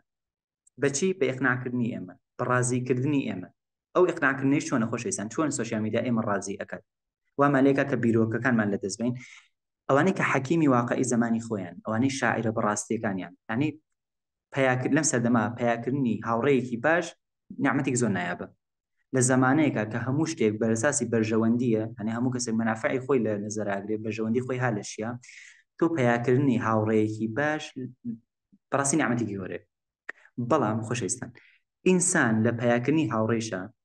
دوای سوۆسیال میدیا چی لێکە وەسواس دەکاتەوە وات لێکا زۆر کەماڵگەرابی زۆر بەرز بفڕی ستانداردێکی گەورەت بێ پڕتەوەقع بی لە خۆ ڕازی بی یعنی من خۆم وا بووم معیار و ستانداردێکمە بوو بە لە چوون بۆ زانکۆ و کەسم بە شایانی هاوڕێتی خۆم نازانی بەڵام تو ماشای شاعرەکان کرد ماشای فیلسوفەکان کرد ماشای و کەسە واقعیەکان کرد یەکێ وەکو هوشەنگی بتاج ئەمانە زۆر لە کۆمەلگا دوورن بۆچی چونکە هیچ کاتێک ئەمانە نایەن لە سوۆسیال میدیا سەر و ساکەن و قسەی پلم بە سلم بکەن و قسەی زلزل بکەن نه بۆچی چونکە ئەم کەسە ئەم سەردەمە ئازاریات دنیای مدرن ئەزیەتی ئەکات ڕۆحی ئازارەدات بۆی تعفون و بۆ گەن تێ لە ئەم کۆمەلگایەسە ئێمەی هاتیین بەڵام تەسەوەر کە گەنجێک تێ لە دنیای سنەت ئەخوێنێ باشە کەسێکی تێگەیشتووە و کەسێکی عاقڵە تێ لە دنیای سنەت ئەخوێنێتەوە بەڵام کەسێک خۆشەویستان لەم دنیا نەژی لە دنیا مدرنەوە بۆ گەڕێتەوە بۆ گوزەشتەی خۆی بەڕاستی هێشتان پێ بڵێم لە ئیشیە لە زانکۆیە لە کاریە لە پارەپایاکردنیە لە هەموو شتێکی شکست دەخۆت بۆچی چونکە 99% کۆمەلگاکە وەکو تۆ نین منطقی ئەم عالەمە چییە گورگینسانە یعنی بکوژە تا نەکوژی وە کەسێکش کە لە دنیای سنەتە بژێ وەکو من ئەزانین چی منزەویە بێ ینی تەنیا بێ گۆشەگیرە بێ یعنی ئەم ڕاوتۆ ناو کۆمەلگا قسەیەکە بۆ وتن نییە ناو هاوڕێکاتای تر قسەیەکت نییە بۆ وتن ئەچی بۆ میوانین ماڵ قەومەکەتان دانیشیتن نازانیت چی بێژی ئەسڵە ئەزانین بۆشی چونکە تۆ لە دنیایەکی ترواتوی سەوە بۆی منێک پوریا بشم لە تەک ئیسکیمویەکە دانیشم آخر یەکێکە من کە کوردم و موسڵمانم ئایا ژیانی من لەگەڵ دانی ژیانی ئیسکیموە ئایا هاوبەشەیە خاڵێکی هاوبەشەیە نەخێر تاوانی ئینسانبوونیش خۆشەویستان لە سوۆسیال میدیا زۆر قرس لەسەرت دەکەوێت بۆچی چونکە تۆ ناتوانانی مەزلوم بیت کە هەموو کەسێک سویسفادت لێ بکە ناتوانانی گورگیش بی ئەی چی ئەەکەی ئەڵەی کاکە من ئیتر نامەوێت لە ناو ئێوە بم نامەوێت ناو کۆمەلگا بم نامەوێت ناو ئێوە بم ئیتر من تەنیا بم باشە تێکەڵاوی ئێوە ناکەم ئینسان زانای وەکو چییە دەقیقاً وەکو تۆپەڵە بەرفە زانی تۆپەڵ بەرف لەسەر کێوێک و بەری بەر و بەرە خوار هەرچی تێ بەرە خوار گەورەترە بێ کاتێک کە تۆ تەنیاکەوی لە سوۆسیال میدیا تیتە دەرەوە ئیتر خۆ بێکار نی خۆ ناتوانین فیلم تماشاکەی ناتوانانی موسیقی گوێ بگری ناتوانانی گۆران گوێ بگری ناتوانانی ئەو ڕۆمانانەی کە محسوڵی مدرنیتن لە مدرن نادروست بوونە ئەڕۆی تۆ لە دنیای سنەتە خوێنیتەوە کە هەرچی لە دنیای سنەتیش خوێنیتەوە خۆشەویستان تۆ ئەبیتە ئینسانتر عاقڵتر باڵغتر تێگەیشتووتر پوختەتر ئێستا تۆ لەگەڵ گەنجێکا کە مولتەزم نییە ئەرساسن فەرقانە مەسڵەن پرسن لە گەنجێکی ئێستا لە سوۆسیال میدیا پرسن خۆشبەختیانێکی ئەڵێ لە قالبی بیرکاریە ئەڵێ وەڵای کارێکە بێم 40 ملیۆنێک پیا بکەیت و بپارێمە ماڵێک ببێت و سیارەیەک هەبێت و آخر هەر هەفتەیەکیش بڕۆی بۆ سەفەری خارجە و لەبیر نەچێت و ئەمانە ڕزایەتە ڕزایەت جیایە لە لەزەت ئەمانە وا تۆ ئەڵێ بە من لەزەتم پێدات ئایا ڕزایەت پێدات لە ژیان خۆشبەختم ئەکات نەخێر بۆی خۆشەویستە ئەوەی کە وتم بێتن ئینسان ئەبێت بزانێت کۆمەلگا لە چ بارودۆخێکایە و خۆی بسەنجێنێت بۆی کە بڕیار با لە سوۆسیال میدیا بمێنیان نەمێن بۆی کە ئێمە ئەزانین بۆچی چۆن گەنجی کورد ئەزانین چۆن گەنجی کورد لە ئیمڕۆ لەم سەردەمە تێگەدەن سوشیال میدیا تێن بۆی کە ئێمە تەسخیر و تەسلیم بین زۆر شتێک تکرار دەکەنەوە زۆر شتێک دووپاتەکەنەوە مەسەڵەن تەسەوور بکەم کچی دنیای مدرن محکومە قوربانیە بە جوان بوون مکیاژەکە بە فیلترەوە وێنە ئەگرێت فۆتۆشاپیشیەکە جەدای ئەنێ خۆشەویستان دەنگم هەیە بورن ئایا دەنگم هەیە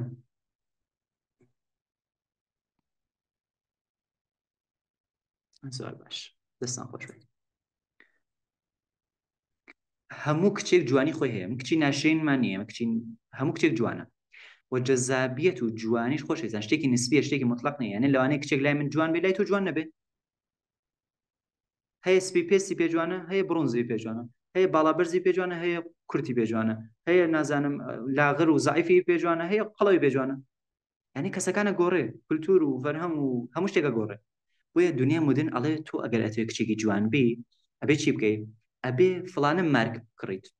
چونکە بۆ سەرمایە گوزارێک ئینەکەن سەرمایه‌دارێک ڕکلامەکەن ئەڵێ بێ بۆتۆکس بکەیت فیلەر بکەیت تۆ بێ میکرۆ بکەیت ئەبێ ڕەنگی پێست دوا بێ ڕەنگی جلوبەرگەکە دوا بێ ئەبێ فڵانە مارکی جلو بەرگ بکڕیت کەوابوو تۆ خۆت پێت خۆش بێ و پێت ناخۆش بێ بۆ چەندانە سەرمایه‌داری دنیا کارەکەی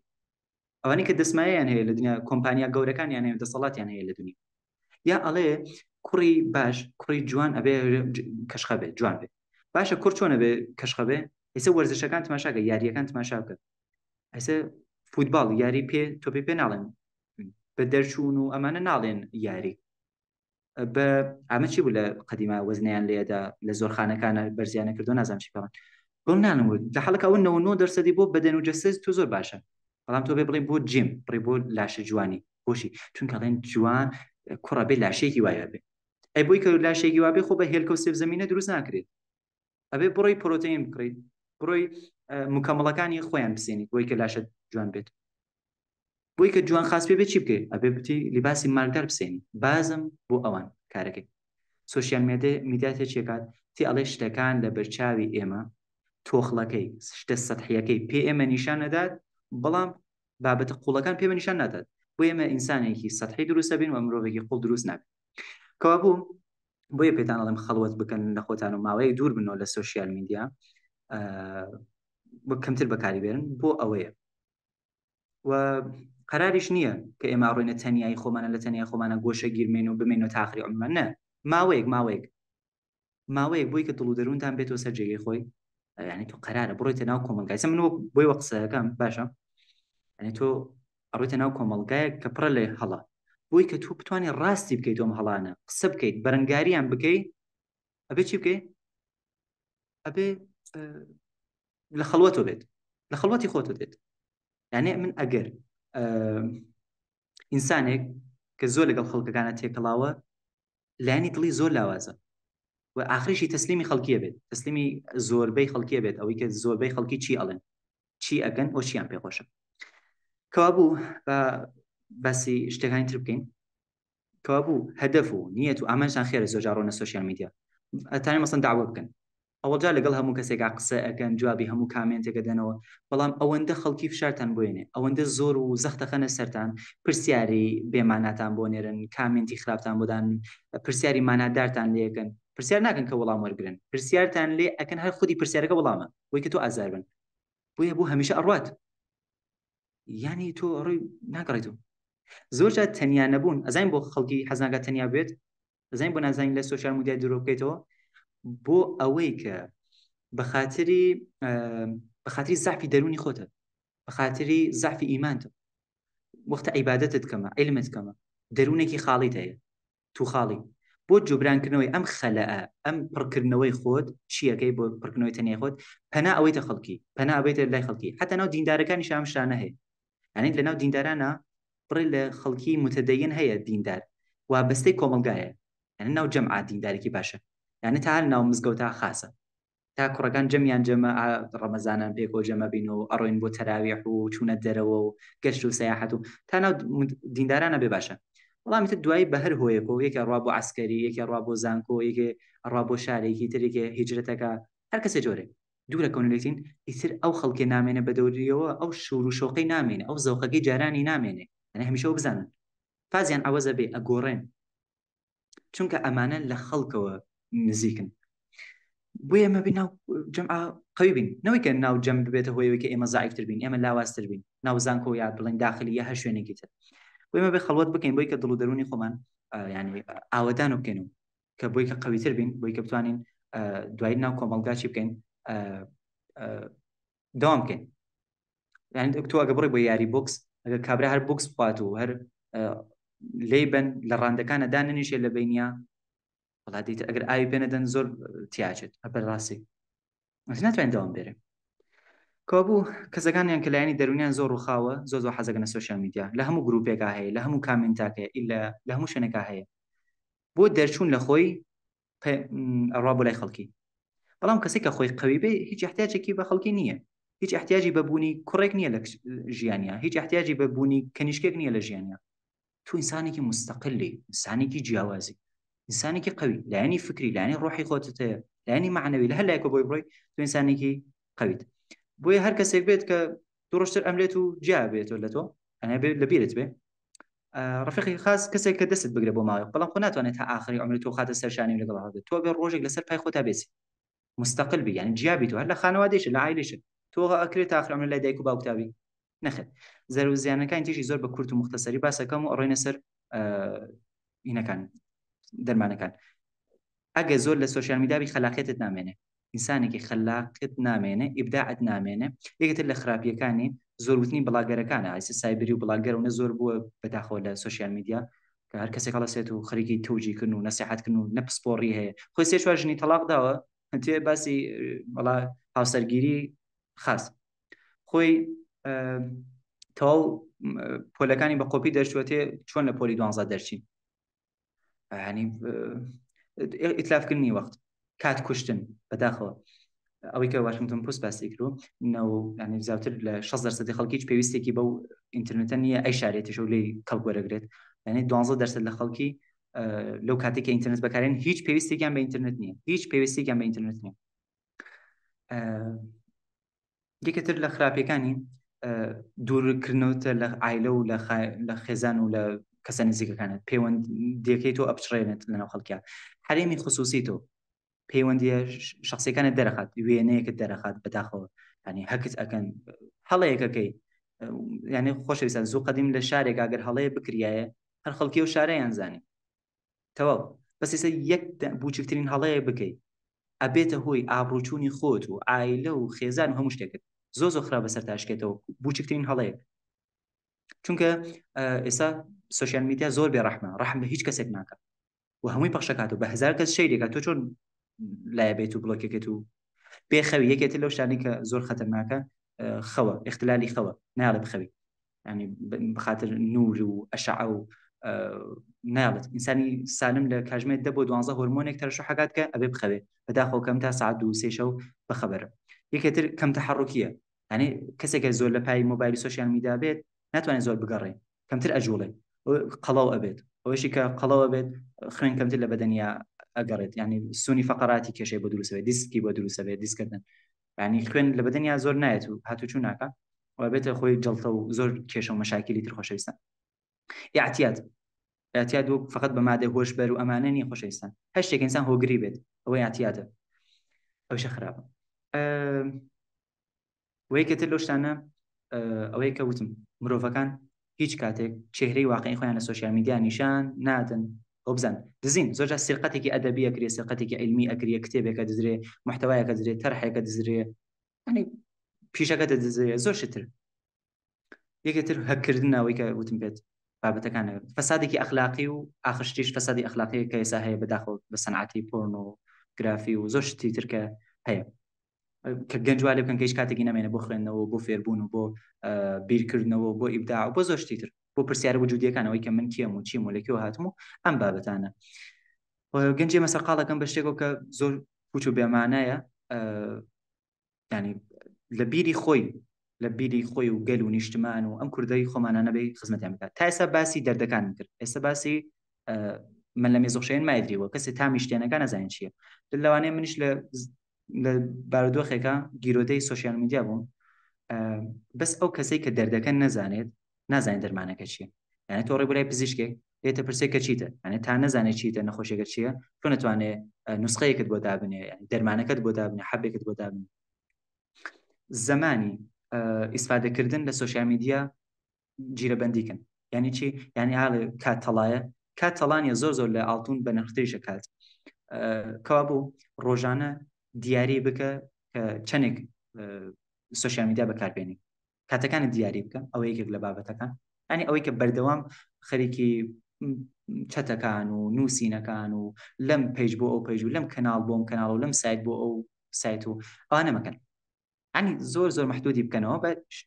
کاتێکەوە بڕێ لە ئەو ئەپلیکیشنانەی کە دوای و کاژمێرە ئەپلیکیشنانێکمان هەیە کە لە دوای سعاتێک یا ساعت و نیمەک قفڵە بێت، ینی ئیتر تۆ ناتوانانی کەڵکی لەوەربگری سوودی لەوەربگری، ئەوە زۆر باشە بە نەزەری من ئەگەر ئەتوانن ئیسفادەی لێ بکەن و کەڵکی لەوەربگرن. لە دوای ئەوە با مۆبایلەکانتان بەردەوام پێتان نەبێت. دوو یەکجاری لە سوۆسیال میدیا دوور مەکەونەوە خۆشەویستان، ئاڵێ تەبێتون زود عرق میکۆنێت، یعنی دیتانە شلنگ لە تاوسانانە شێری ئاوەکە بەرەیتۆ ئاوەکە کە تێناو شلنگەکەەوە گەرمەجا سارد دەبێتەوە، ئەو ئینسانی کە حماسیە بن و جەوگیرن و ئەمانە زوو بڕیارەدەن زووش سارد دەبنەوە، کەوا بوو یەکجاری لە سوۆسیال میدیا و لەمانە دوورە مەکەونەوە، کەم ینی تدریجی ساعت کەمی کردن، مەسەڵەن مانگی ئەوە ساعتێ مانگی دوم 2 ساعت مانگی سێم 3 ساعت ئەوە تا کۆتایی ساڵەکە بچن تا بگەنە ئەو شتێکە خۆتان پێتان خۆش. یەکێتر لەو شتانە لە خۆتان تەقدیر بکەن، تەشەکر بکەن لە خۆتان، قەدرگرانی لە خۆتان بکەن، خۆتان تەشویق بکەن، چەپڵە بۆ لە خۆتان لێبن، ینی ئەنە عادەتێکی خراپ تێ تەرکە کردووە، کارێکی باشت کردووە، دەستخۆشیکە لە خۆت تەشویق بکە، خۆت تەرغیبی ئەو خۆتەرغیبی خۆ نیە جەژنێک گەورە بگری، نە زۆر جاری وا هەیە کۆمەکردن دەستگرنی کەسێکە ینی کڕینی جلوبەرگێکە بۆ خۆت، چوونە کافەیەکە دانیشتە تەنیا خۆت قاوەی خواردنەوەیەکە، چوونە سەفر و سەیاحەتێکە، سەردانکردنی کەسێکی خۆشەویستە، ینی هەر شتێک کە حاڵت باشەکە و بەردوخ باشکە ئەنجامی بە. یەکێکتر ئەو کەناڵ و ئەو گروپانەی کە هەتانە زۆربەیان لابن، زۆربەی ئەو کەناڵانەی کە هەتانە ئەو گروپانەی کە هەتانە ینی لە سوۆسیال میدیا بیستنەوە. خۆشەویستان دەنگم هەیە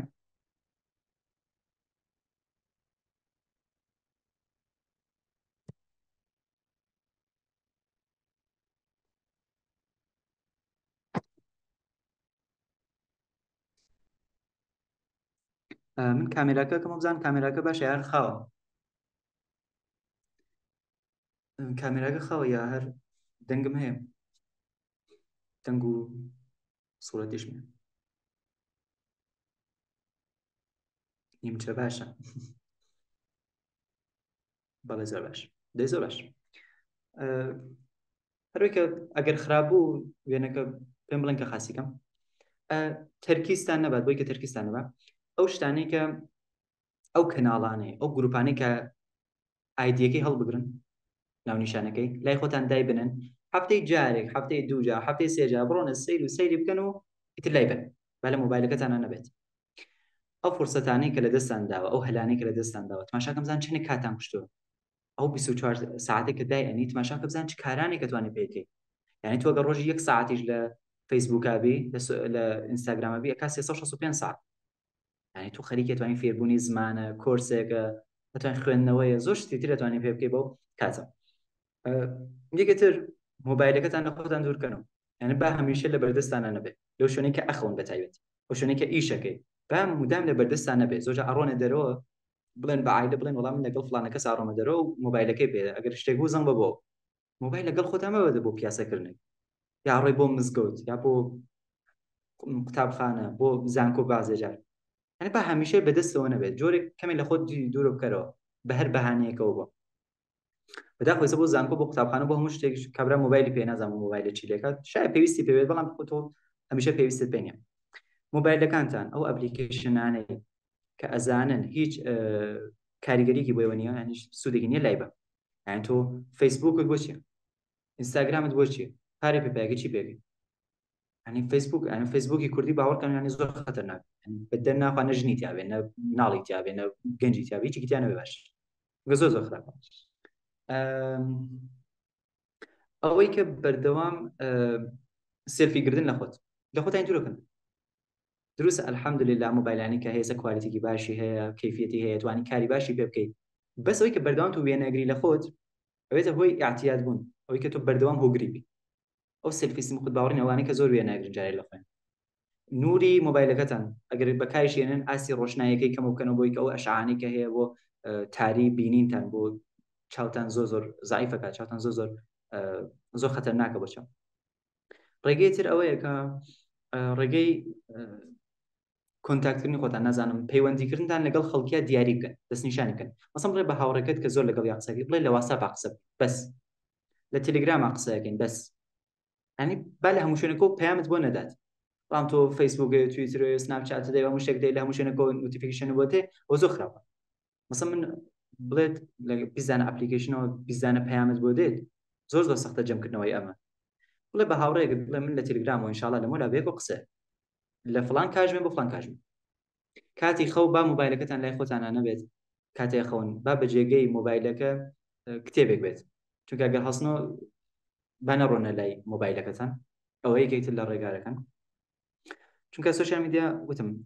مەڕۆنە سەر سوۆشیال میدیا ئەوڵی بەیانیان سۆز و کاڵەسن بەبێ مۆبایل دەست پێ بکەن ئەنی بەجێگەوی کە بە مدیتیشنێ بکەن نازانم نوێژە خوێنی کورە دوعاکەی زیکرەکەی ئەچیتە دەرتمەش ئاسمانەکەی نازانم کتێبە خوێنیتەوە کەسێک خۆشەویستێ ئەیبینی ئەنی دەدێقەی ئەوڵە هەڵسانت بە شتێکی باش بەسەری بە بۆی کە نڕیتەوە سەر کۆمەڵایەتەکە. ئەو ئەپلیکیشنانی کەوتم پێویستی پێیان نییە ئەو لە مۆبایلەکەتان بیسڕنەوە. یەکێتر جێنشین ئالتەرناتیڤێ پیا بکە ینی با لە جێگەی مۆبایل با شتێکی تر هەمیشە لە بەردەستا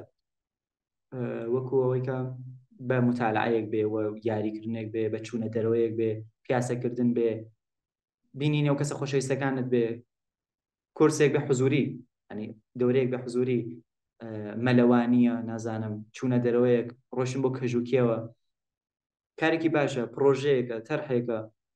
چوون بۆ مزگەوت کلاسی قورئانەیە دروستی زانستە شەرعیەکان هەیە ینی ئەتوانی بەتایبەت وەرزشێک بکەن وەرزش مناڵم یاری تۆ پێو ئەمانە بکەن تۆ بۆمان چونکە من زۆر زێن دەرگیرەکە جەنگی عسابی بێوت ینی چاوتی استراحەت ناکە زیهنی استراحەت ناکە بەنظر من باشترین ڕێگە ئەوەیە کە بڕۆی بۆ کێو کەژوکێ و گەڕان زۆر خۆش مۆبایلەکەتان لە شوێنەکە دان کەمیشە لە بەرچاوتانە نەبێ بەردەوام لە بەرچاوتا بێ ئەڕۆی تۆ سەری بەس بەردەوام هەیە عادەتی کرۆ دەستیا لە گیفانیا با لە بەرچاوتان نەبێ ینی لە جانتاکە تا بێت لە ناو کومدەکە بێت لەسەر ئۆپنەکە بێت لە شوێنێکا بێ کە زۆر لە بەرچاوتان نەبێ ئەویشە یەکێترە لە ڕێگاهەکان. ڕابطی حزوری ینی ئەوەی کە تا ئەتوان پەیوەندی ڕاستەوخۆ لەناو عایلەتانە لەگەڵ کەسێکە خۆش دەوێت بچۆ سەردانێکی کە فاڵۆی بەجێگە فاڵۆیەکە بڕۆ سەردانی ڕۆ بۆ ماڵیان بڕۆ بۆ میوانی حزوری لەگەڵ یا قسە بکە دانیشتن کە ئەوەی کە لەسەر فلان شە قسەکەین نا بڵێ بڕین بۆ فلان کافەدا بنیشین و لە کافەدا بنیشن قاوەیەکە خۆن و قسەی شەکەن ئەو خۆشترە ئیبن زەمان بن لە کاتا زەمانکەن لە کاتا بژین تەسەڵکە کابرا ئەڕوا بۆ لای دەریایەکە ڕوا بۆ لای دارستانێک بەردەوام خەریکی وێنەگرتنە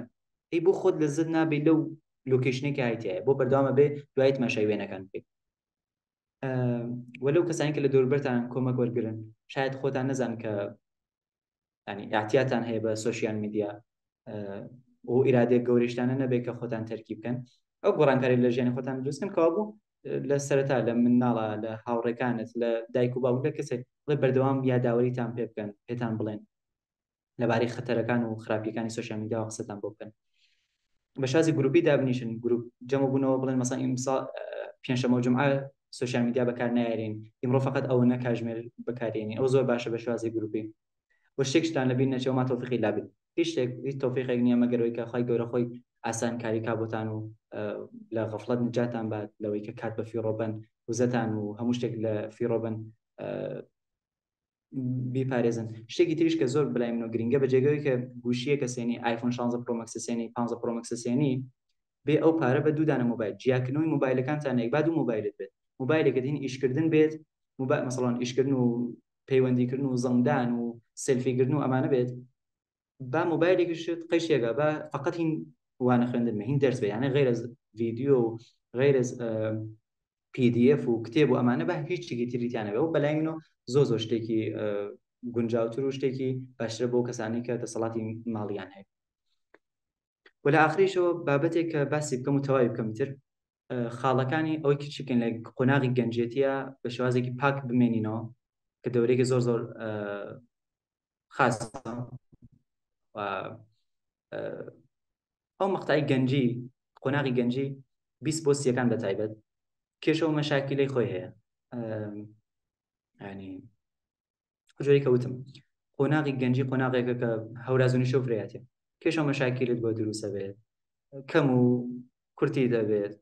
لادانت ئەبێت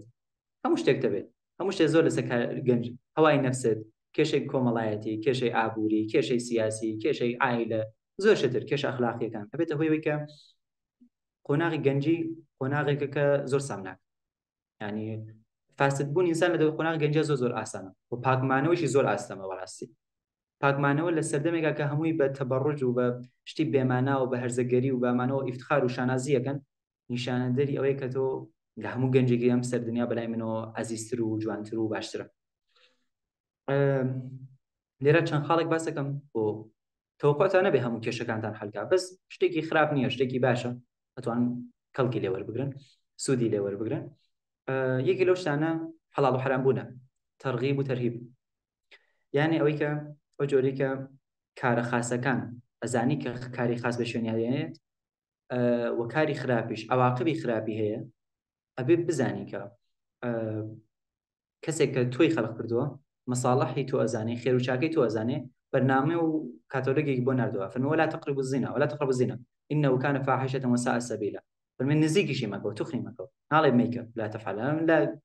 نزیکی مەکەوە چونکە بەڕاستی خراپترین مەسیرە خراپترین ڕێگەیە ولا شأنك تعرفون والذين لفروجهم حافظون إلا على أزواجهم أو ما ملكت أيمانهم فإنهم غير ملومين فمن ابتغى غير وراء ذلك فأولئك هم العادون لسورة المؤمنون آية 5 أو كسانی کە عورەتی خۆیان نەپارێزن تا آخری ئایەکە بەڵام ئەو کەسێک کە لە خێزانی و لەگەڵ خێزانی ئەمانە جگەل لەوە زیاتر بڕوات حدودی خۆی گەورە ئەشکێنێت. لەم ئاەتانە خۆی گەورە فێرمانەکات کە لەگەڵ هاوسەری خۆمان ئەمانە حرامە ئەفەرمێ حتا ئیبن قەیمە فەرمێ سێشت لە خۆ گرێم ئاەت ئەوەی کە کەسێک شەرمگای خۆی داوێنی خۆی نەپارێزێت لەو کەسانە نییە کە ڕستگارە بێت خۆشبەخت دەوێت جزئی فەلاح نییە وكسيش كفلاح نبي وعاقبة بخير كحسن ظني شي بين عبريت فمن خالي عليه الصلاة والسلام لا يزني الزاني حين يزني وهو مؤمن لا بخاري مسلماته كسي الزنا كار لو كاتا إيماني نيم ولا أحاديث كان يترجع كإشاريكي بها كتغمر عليه الصلاة والسلام يا أفرمي 7 يظلهم خير أو حفظ طبقيك لجير عشان شاب نشأ في عبادة الله يعني أو حفظ كسيك لجير سبري عشي خيران یەکی کانوانەیە کە گەنجێکەکە گەنجێتی خۆی لە عیبادەتا بەسەرا بردو ڕۆژ و گردن فمن خاف يا معشر الشباب من استطاع منكم الباء فليتزوج ومن لم يستطع فعليه بالصوم فإنه له وجهة أفرمت أي گەنجەکان هەر کامێکتان ناتوانێت ئەی گەنجان هەر کامێکتان توانێت نکاح بکات یا ازدواج بکات ئەگەش ناتوانێت بە ڕۆژوو بێت ڕۆژوو دوو خاصێتی هەیە توانای جنسی کەمەکاتەوە شەهوەت ئینسان یەکی حاڵەتی ئیمانیت بۆ دروستەکە مراقبەتت بۆ دروستەکە ئەو کەسانی کە بە ڕۆژون حەزان کە ڕۆژۆکە بەتاڵە بێتەوە حەزان کە گوناکات ئەجری کەمەوە بێتەوە بۆیە لە دڵ و لە چاو و لە جەوارح و لە هەموو شتێکی چێکات پارێزگاریەکات لە هەموو شتێکی پارێزێت و چیتر نوێش خی گەورە فەرمێ واقیم الصلاة إن الصلاة تنهى عن الفحشاء والمنكر لسورة عنكبوت آية 45 فەرمێ نوێژ بخوێنن چونکە نوێژ بەڕاستی گوناهەکان گوناه گەورەکان و ئەمانە کارناشینەکانتان لێ دوورەخاتەوە و چیتر لە دوایوانە خوێندنی قورئان بەردەوام کەلامی خی گەورەیە شیفای دڵەکانە ئەوەی کە تۆ ئەی خوێنی تەدەبوری تاگەی مەسەڵەن لە سوورەتی یوسفە لە سوورەی یوسفە زۆر تەدەبورکەن لە سوورەی نورە زۆر تەدەبورکەن کە بزان پاکدامنی چه ئاسارێکی هەیە پاکداوێنی و ئەگەر خراپەش بی چه ئاسارێکی هەیە مداومەتە لەسەر ئەسکارەکان خی گەورە فەرمێ یا الذین آمنوا اذكروا الله ذكرا كثيرا ئەو کەسانی کە ئیماندارن بەردەوام زیکری خی پەروەردگار بکەن بەردەوام و ابن قەیمە فەرمێ زیکر ئەوەی حیاتی دڵەکانە دڵ زیندوو کات وەکو چۆن شێخ الاسلام ابن تەیمیە رحمه الله فەرمێ زیکر بۆ دڵ وەکو ئاوە بۆ ماسی چۆن ماسێک لە ئاو جیا بێتەوە چه حاڵێکی هەیە ئەوە ئینسانی شەرە و حاڵی هەیە کە لە زیکر دوور بێتەوە. یەکێتر لەو شتانە پاراستنی چاو. خی گەورە فەرمێت قل للمؤمنين يغضوا من أبصارهم ويحفظوا فروجهم ذلك أزكى لهم إن الله خبير بما يصنعون وقل للمؤمنات يغضضن من أبصارهن ويحفظن فروجهن سورة نور آيسيا. بە پیاوانی ئیماندار بڵێ چای خۆیان دابخن و شەرمگای خۆیان حفظ بکەن و ئەمە بۆیان باشترە ئەگەر بزانن و خی گەورە لە کارەکانیان ئاگادارترە و بڵێن بە ژنانی ماداش کە شەرمگای خۆیان پارێزن چای خۆیان داخن. تماشاکردن لە نامەحرەم سەرچاوی شەهوەتە، هەنی کەسێک کە خۆی لێ نەپارێزێت نەزەر زۆر خەتەرناک ئەوەی کە لە ترمینۆلۆژی شەرعیە پێوتری نەزەر تماشاکردنی نامەحرەم، هەنی هەمیشە دڵ دەرونی دەرگیرە، قیاسەکە لەگەڵ خێزانی خۆیان سار دەبێتەوە لە ژیانی هاوسەری خۆی، وەسواسە بێتەوە ناتوانێت کەسێک هەڵبژێرێ، تەنەوە تەڵە ببێت زۆر. بۆیە چاوگرتنەوە زۆر زۆر باشە بۆ مرۆڤ، هیچ شتێک بۆ باشە نیە کە مرۆڤ بتوانێت ئیتاعاتی خۆی گەورە بکات و شوێنکەوتوی سنەتی پێغەمبەری خوا عەلەیهی سەڵات وسەلام بێت و لە دەورانی گەنجیە دڵی خۆی جەوارەحی خۆی بیان پارێزە کە چێژی ئیمام چێژێت بەلای منەوە. و زۆر شتی تر کە باسی دەکات چیتر تواشانەکردن و تەرکردنی فیلمی پۆرنۆگرافی، ئەوانی کە وێنەکان کە بەداخەوە لە سوشیال میدیا هەیەسە پۆر نییە، سۆف پۆرنە، یعنی وەکو کەمتر لە پۆرنە بەڵام وەکو ڕەقسی شەرقی وایە لایە لە بەدەنی دیارە، دوای ماوەیەکە بێتە باوەیەکە کابرا دوشاری بێخلاقی بێڕەوشتی بێت. کارکردن کەسێک کە کاتی زۆری هەبێت نفسی بۆ هەر شوێنە بێ ئەیوات کار بکەن بەردەوام بۆ ژیانی خۆتان، بۆ داهاتی خۆتان، بۆ دون و دنیا خۆتان، دین و دنیا خۆتان بخوێنەوە، هەر شتێکە بۆ دین و دنیا هەیە سەرچاوی معریفەیە بیخوێنەوە، سێ کار بکەن وەک گەنجێک، کار بکەن، لە دوای ئەوە خوێندەوە بخوێنەوە کتێب بخوێنەوە، لە دوای ئەوەیشە عیبادەت بە ئەوەڵیەکەی کە کارکردنە دەستا لە گیفانی خۆتە، بە دوومیەکەی عیلم پەیاکەی و بە سێومەکەیشی بۆ عیلمەی کە پەیات کردووە عیبادەتەکەیت و ئەمەڵی پێەکەیت. کەوابوو کاتەکانی خۆتان پڕ بکەنەوە، وەرزشکردن، وەرزش یەکێک لەو شتانەیە کە کاتەکانی خۆتانی پێوە بەسەر بن، ئەو ئێنێژیە زۆرە و وزە زۆرەتان لێ سێنێت و زۆر باشە. تۆبەکردن يعني لو شتانەیە کە زۆر زۆر تۆبەیە وتوبوا إلى الله توبة نصوحا أيها المؤمنون التائب من الذنب كمن لا ذنب له پێغەمبەری خوا عەلەیهی سەڵات وسەلام فەرمی کەسێک کە لە گوناه هەڵگەڕێتەوە بە کۆیەک ئاسان نەیکرد بێت و زۆر ئاەت و ئەحادیث زیرکە لەسەر بابەتی تۆباتەوە یا عیبادی إنکم تخطئون بالليل والنهار وأنا أغفر الذنوب ولا جميعا ولا أبالي ئەی بەندەکان مێ شەو ڕۆژ گوناهکەن و من شەو ڕۆژ دێتان خۆشە بووم و هیچێکیش لە من کەم ناکات، کابوو تۆبە بکەن گەڕێنەوە بەلای خوای گەورە و بزان لە جوانیە لە گەنجیە پاک بن، دەرجەوانی پاک بوودن شێوەیە پێغەمبەری زۆر هەر گەوری بە پیری میشەی پەریسکات، ئینسان لە قۆناغی گەنجیە پاک بێت، هەسێک پیرێک بێ بڵێ بەڵام دزی ناکەمەوە هیچ هونەرێک نییە شانازی نییە و ناتوانێت بەبانی خەڵکی بڕاسەرەوە بێ بڵێ من شاوەتڕانی ناکەم هیچ جەزابێتێک زاهری نییە تاوەی کە ڕەگەزی بەرابەر جەزبی بێت، کابوو لە دەورانی گەنجی خۆتان بپارێزن بەڕاستی هونەرە، ئەوە بەلای منەوە زۆر زۆر جێگەی فەخر و شانازیە بۆ ئینسانێک. بورن ئەگەر شتێکم باس نەکرد بێت یاکەم و کورتێکی تیابێت ئەو شتانەی کە گەیشتە ذهنم باسم کرد، ئەگەر شتێکی باش فێر بوون ئەوە تەوفیقی خوای گەورەیە و کەم و کاستەیەکیشی بوو ئەوە زەعفی علمی ئەمبرای خۆتانەیە، هیوادارم بە گەورەی خۆتان ببەخشن. زۆر خۆشحاڵ بووم بە ئەوەی کە لەمشەو لە خزمەتتانە بم. نەکتەفی بهذا القدر والحمد لله رب العالمين. السلام عليكم ورحمة الله وبركاته. لە کەناڵەکەیشە ئایدیەکەی خۆم دانم، ئەو کەسێک کە پرسیارێکی هەبوو یا کێشەیەکی بۆ هەر شتێ پێی خۆش بوو ئەتوانێت باسی بکات و وێنەی ئەو کتێبەشتان ئینشاءالله حتماً بۆ دانم. زۆر سپاستان دەکەم، دەستان خۆش بێت. مامۆستا محەممەد گیان تەشریفت هەیە؟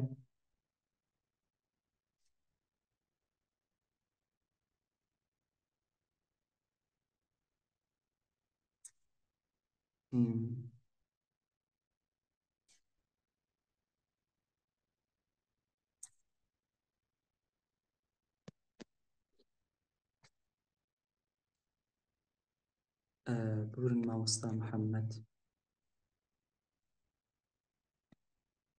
مامۆستا محەممەد هەیە؟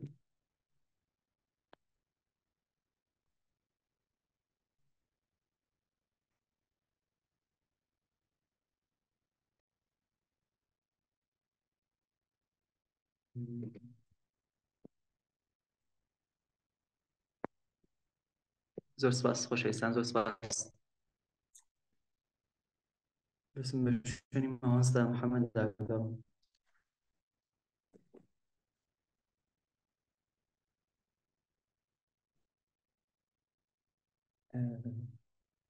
لازم مامۆستاگیان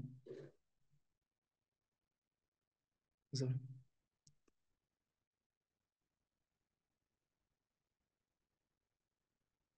مامۆستاگیان سە حوسن